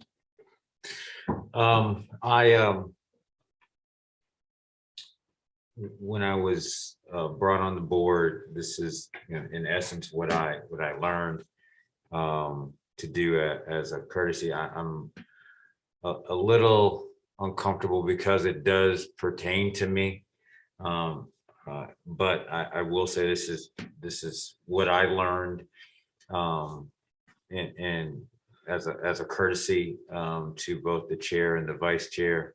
That said, and it was pointed out to me, in 2019, I believe this was motioned, or it does say that. So, obviously technically, Lanny is right, but I've always done it as a courtesy to when I wasn't the vice chair, to the chair and vice chair.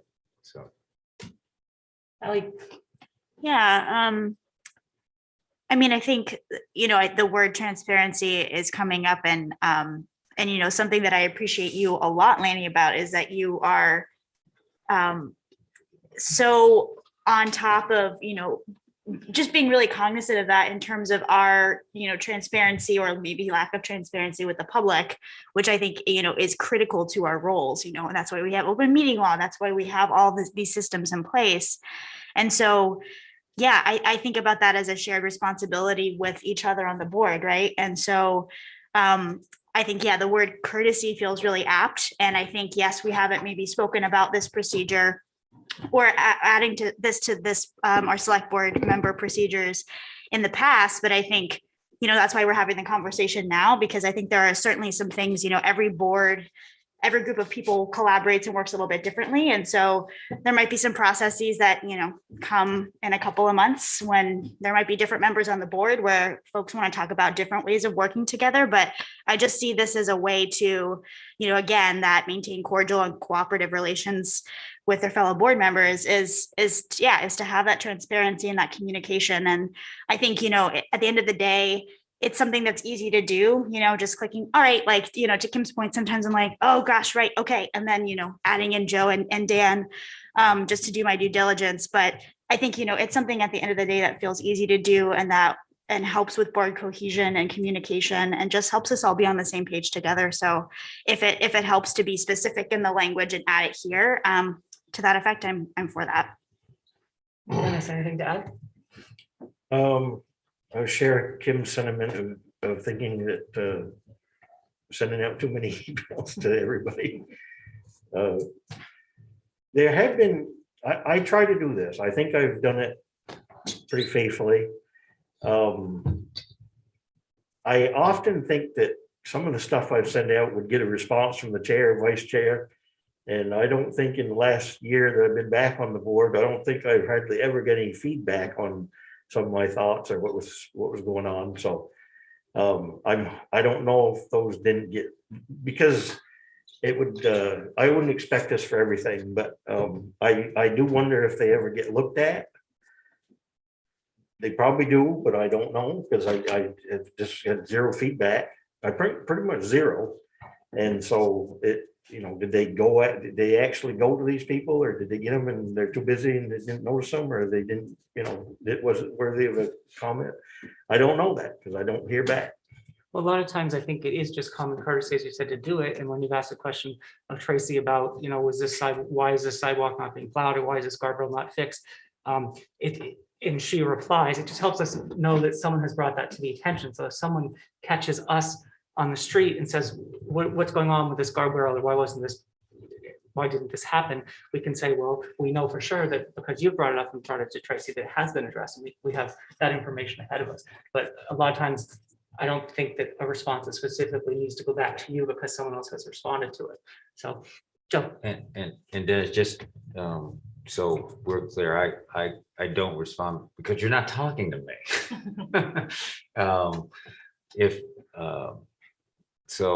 If you're directly talking to somebody, what's the old saying?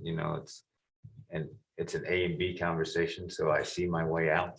So I just if you're not talking to me, then I would consider that in football terms a fumble. But go ahead, but I if in the future, if you continue that practice and depending on what it is, I will absolutely respond. Mike, do you have anything to add? Yeah, the first thing I was impressed to see is that if you serve a full term and you don't come back, you get an engraved plaque. That was pretty sweet, actually. This one, I think people should CC the chair and the vice chair. Like everyone said, it's best practice. It's common courtesy. Whether I think we need to amend the rules to do it, I don't know. I'd probably vote no to amend the rules, but I do think it's a best practice. Thanks. Thanks. Manny, go ahead. Yeah, I think that for the sake of transparency with the public that's listening out here, a little background needs to take place on this.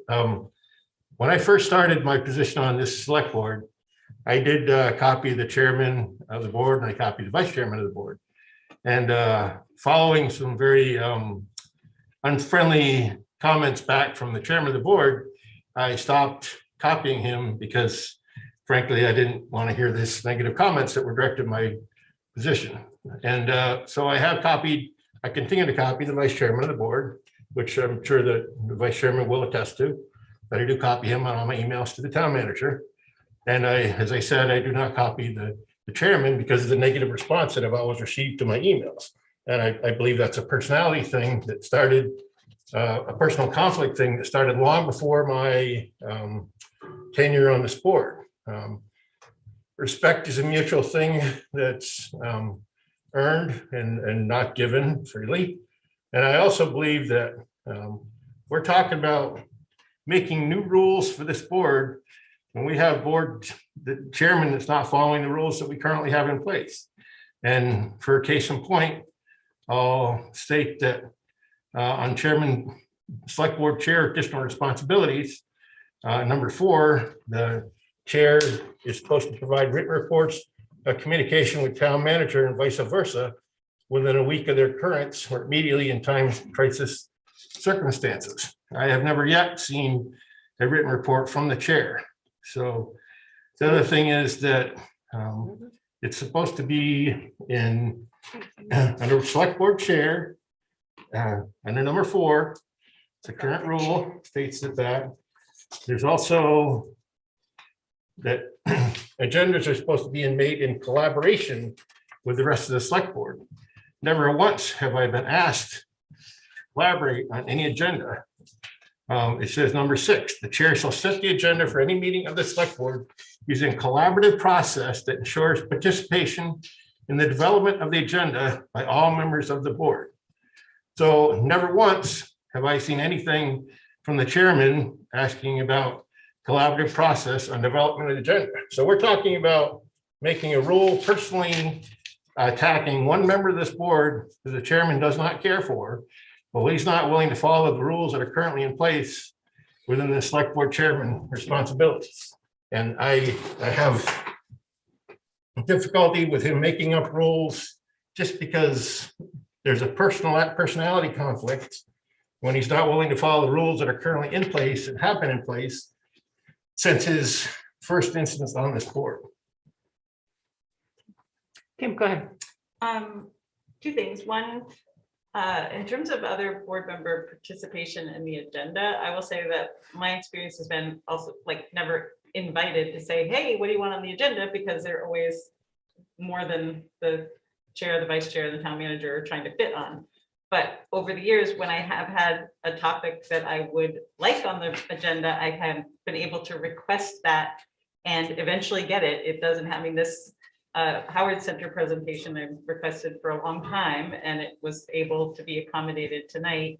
So anyway, I guess my point is that the way that collaboration happens, I think, is those 3 set the agenda, but if individual board members have topics that they would like included, that they can request to get on an agenda when it's available.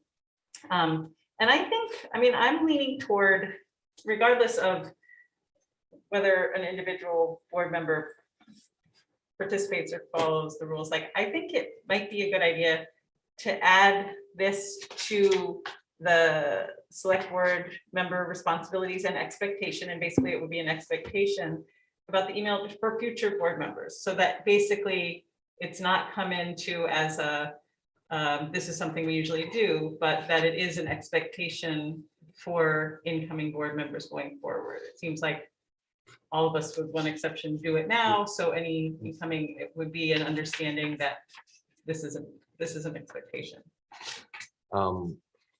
Would it be out of line? I can go either way on this, but would it be out of line since well, I know that there'll definitely be 2 new board members on in March to this come up then and have that board set the agenda as far as what they want to do going forward. Just a thought, you know. No, that's true. Yeah, You know. I don't have any objections to that. I also, I mean, I don't want to put the town manager or staff on the spot, but I am curious about if they would feel more comfortable if the chair and the vice chair were copied. Don't, you can answer that if you want to, and if you don't, that's perfectly fine, because I don't want you to I think that it's helpful when, in a number of ways. One, because many of us get a lot of emails, myself included, and it does help with making sure that if I miss something, there's somebody else on that email that can see it, especially if it is a high priority. It also ensures that we make clear when the chair and the vice chair, who really are kind of the 1-2 for the organization, they see possibly the additional asks on my time and or staff's time. So if it becomes a burden, they have context for why we're reaching out.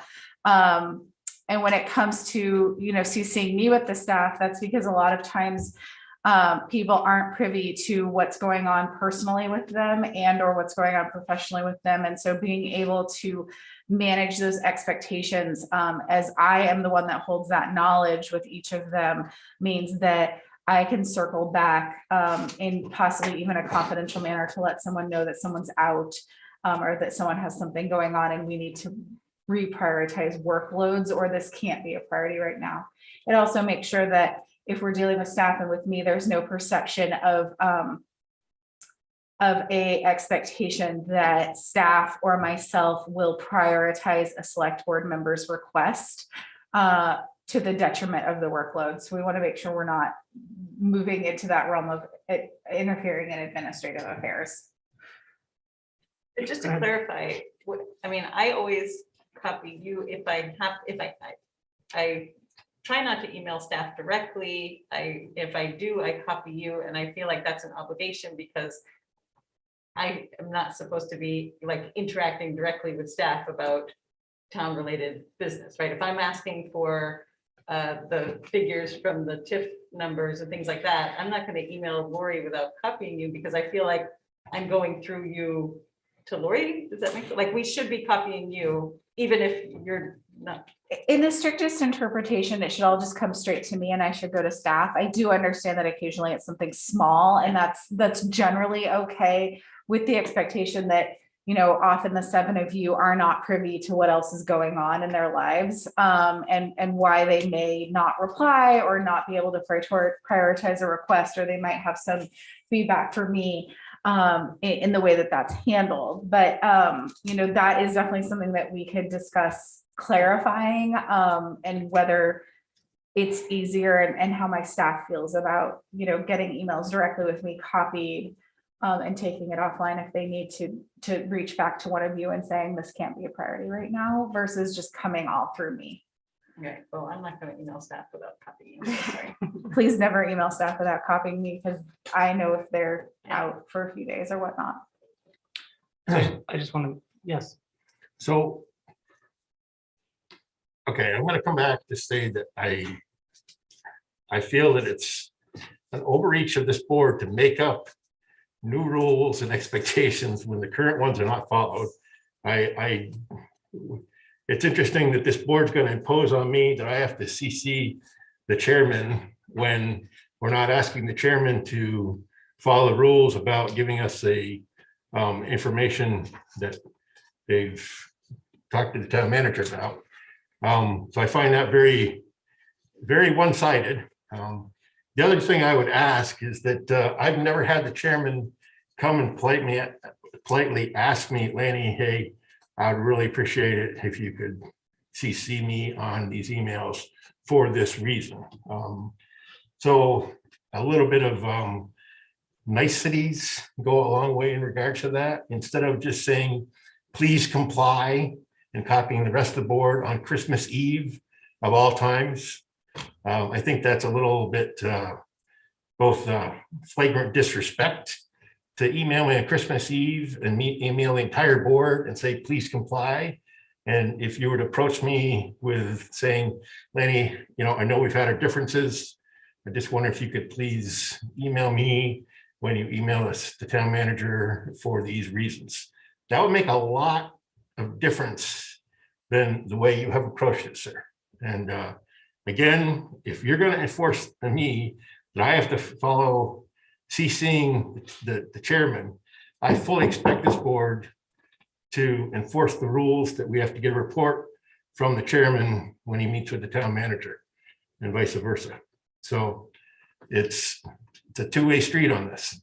It is a two-way So, street, Lenny. Okay. And I have tried to reach out to you many times, and the response I usually get is, your opinion is wrong and you cannot feel that way.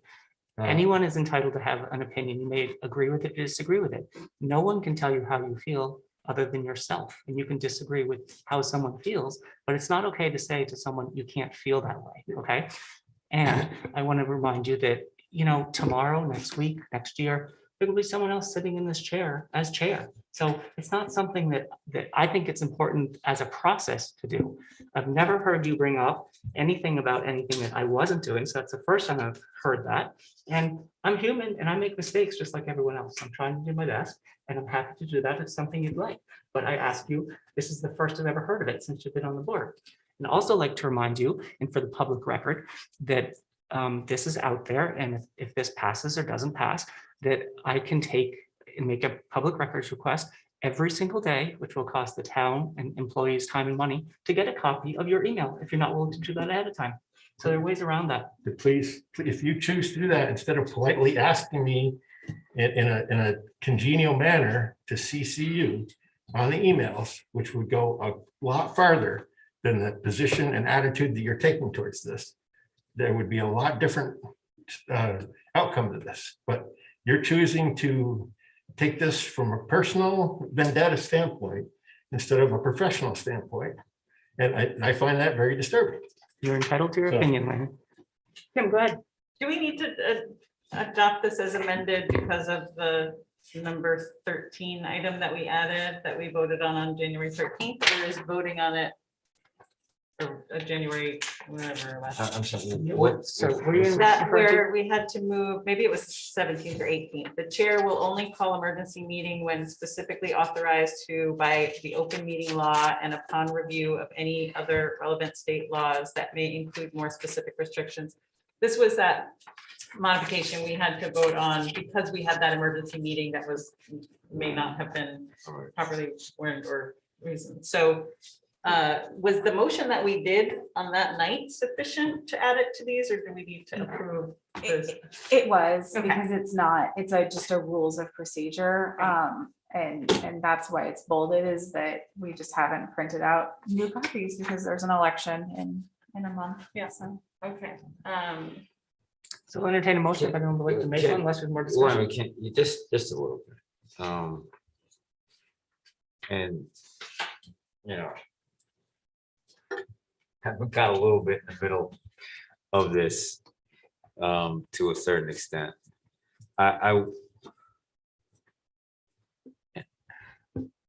If we're going to do this, and I implore Selectman Collins and Selectman Frazier to, in essence, bury this hatchet. And the reason I'm doing it, not because I'm taking sides or anything, but one, to set an example for future select people that are going to be on this, trying to govern. Also, to set an example for the citizens of this town. I mean, they look to us to try to lead them in a professional manner. And I know that sometimes that is very, very tough. But I think we owe it to the town to try to do that. So I'm going to ask Selectman Collins if you can, excuse me, and you've been incredibly respectful to me, and I appreciate that. If you can do this as a matter of process, I think and for the betterment of the board, I would appreciate it, and hopefully my colleagues would appreciate it. And then Chairman Frazier, if you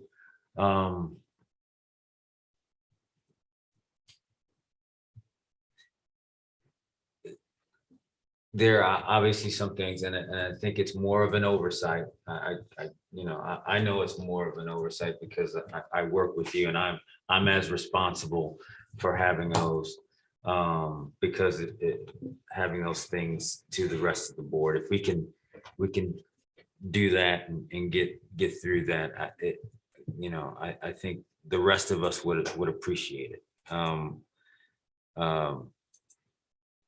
If you can, you can. If you feel that you can't,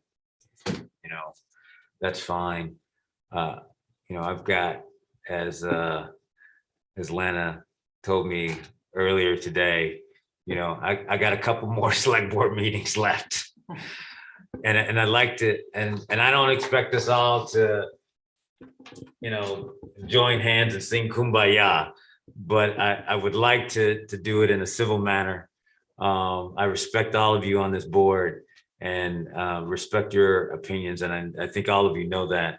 And I just would like, to try to do it in a civil way. Mr. Chairman, I'd like to address this board. If the chairman of this board would address me in a polite and respectful manner and ask me to CC him on the emails that I send to the town manager, I will do so. But I would like to have him publicly ask me in a polite, respectful manner to do so. Penny, would you please CC me as well as the co-chair, whoever those people may be, on emails that you send to the town manager? I would be happy to do so. Thank you. Sorry. There's a hand up. in the public. Heidi.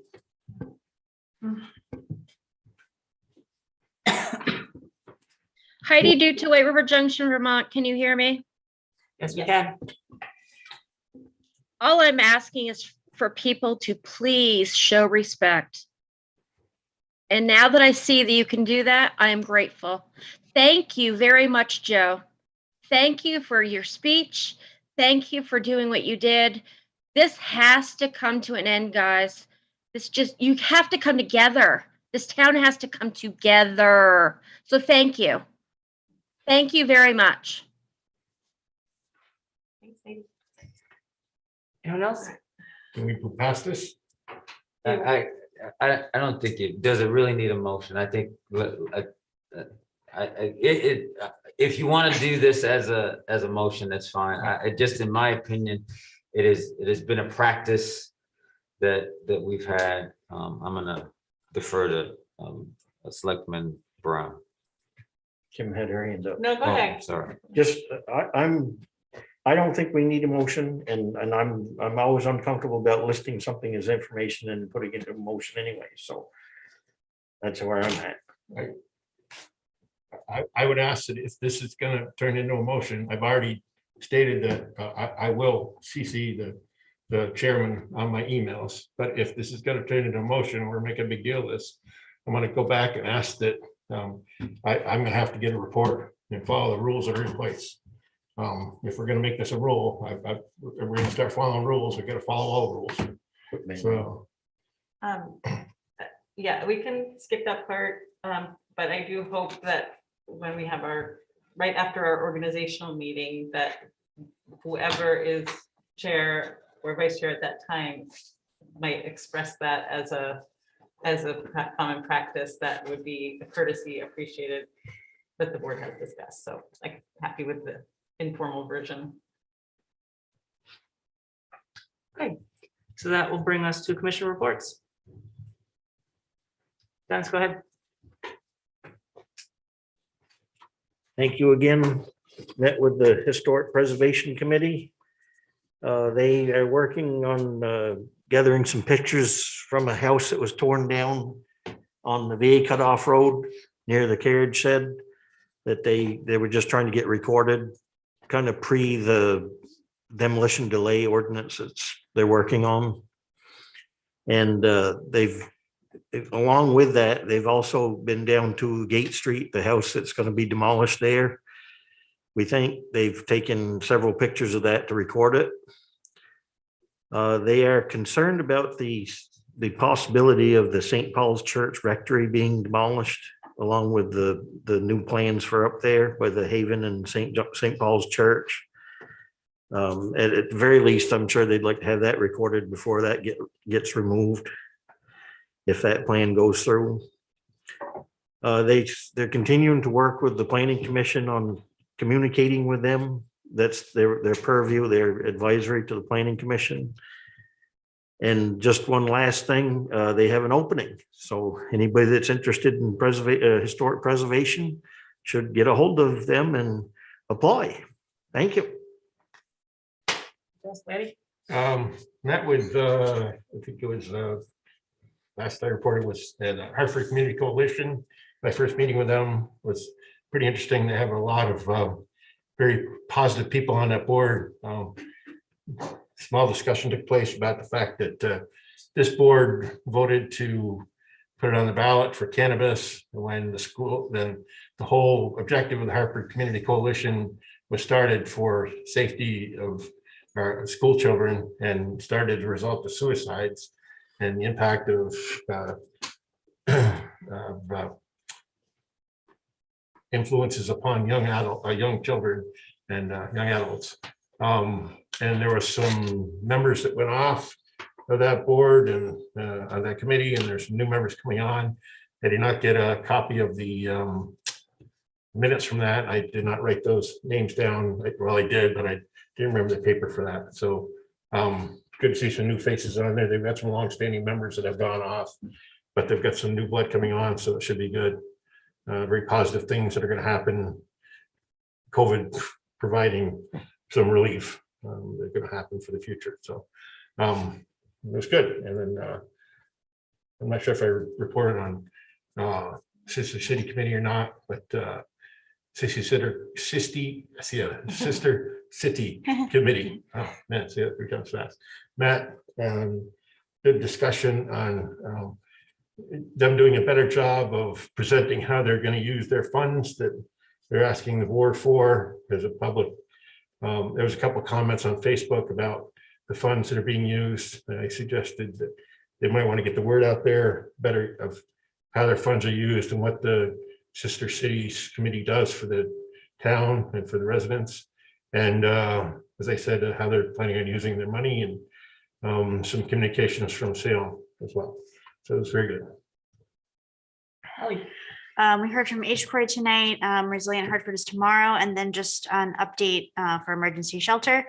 Myself and a couple other members of that committee had a really helpful session with Joanne Els from our planning department. Another shout out and thank you to Joanne for taking some time with us to have further discussion on the RV policy work. So back in November, at the end of November, there was a working session that was publicly warned with the Planning Commission to get feedback on the proposed modifications to the RV policy.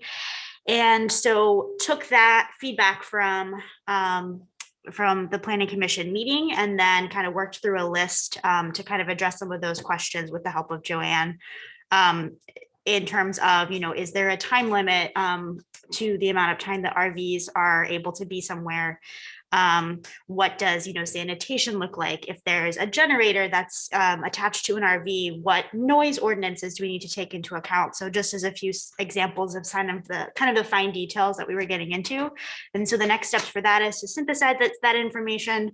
And then there will be another publicly warned session with the Planning Commission to do kind of stage 2 of that iterative process on the policy work. And then finally, as folks on this board, I'm sure are aware, are the charge of this committee, it's an ad hoc committee, so it is up in March. And so the committee is also just kind of working on what sort of a closeout looks like. And I think we're going to be hopefully on the agenda sometime next month, just to do a kind of wrap up with some final kind of, summarizing and potential recommendations for a path forward after the committee's closing. That's all I got. Joe. Like Ali said, the HCOREI, spoke earlier today. Parks and Rec will soon be putting together a RFP for someone to manage the pool. No, I'm not going to do it. just so we're clear. And that's pretty much it. Great. Mike? Okay, so the school board, they adopted their budget and approved the town meeting warnings. They've also got a community engagement meeting tomorrow to discuss the Haven expansion. People might be interested in that. The Climate Action Committee for the second meeting in a row did not have enough members for a quorum. They really need people on that committee. So if you know anybody who's interested, you can let them know. They're also sort of trying to figure out what their role is going forward, based on their original charge. So that's what I got. Thanks. I have planning commission. There's a workshop tomorrow and it should be interesting. There's one, like all preliminary stuff, but one early draft of residential development potentially to go. I think I mentioned it earlier at the corner of Prospect and Maple Street. And then two other potential zoning district changes, like to do more mixed use. Anyway, it's interesting stuff. So that's tomorrow night at 6, and I haven't had one since I last reported otherwise. Thanks. Okay. That brings us to consent agenda. Those turn. Oh, is it? Okay. I gotta get my glasses out, so I just had a birthday, so I'm old. Thank you,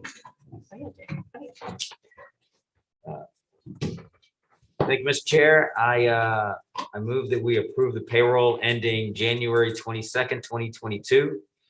Approve the meeting minutes of January 11th, 2022, January 17th, 2022, January 18th, 2022. Also approve the AP manifest of January 21st, 2022 and January 25th, 2022. Also approve the meeting dates of March 3rd, 2022 as the Thursday organizational meeting. Also the select board meeting dates of March 8th, 2022 and March 22nd, 2022. Second. Second from Kim. Any questions or comments? Hearing none, we'll call the question. All in favor, say aye. Aye. Okay, it's unanimous. Thank you. I'll entertain a motion to adjourn. So moved? Alan, second by Joe. All in favor, say aye. Aye. Aye. That's unanimous.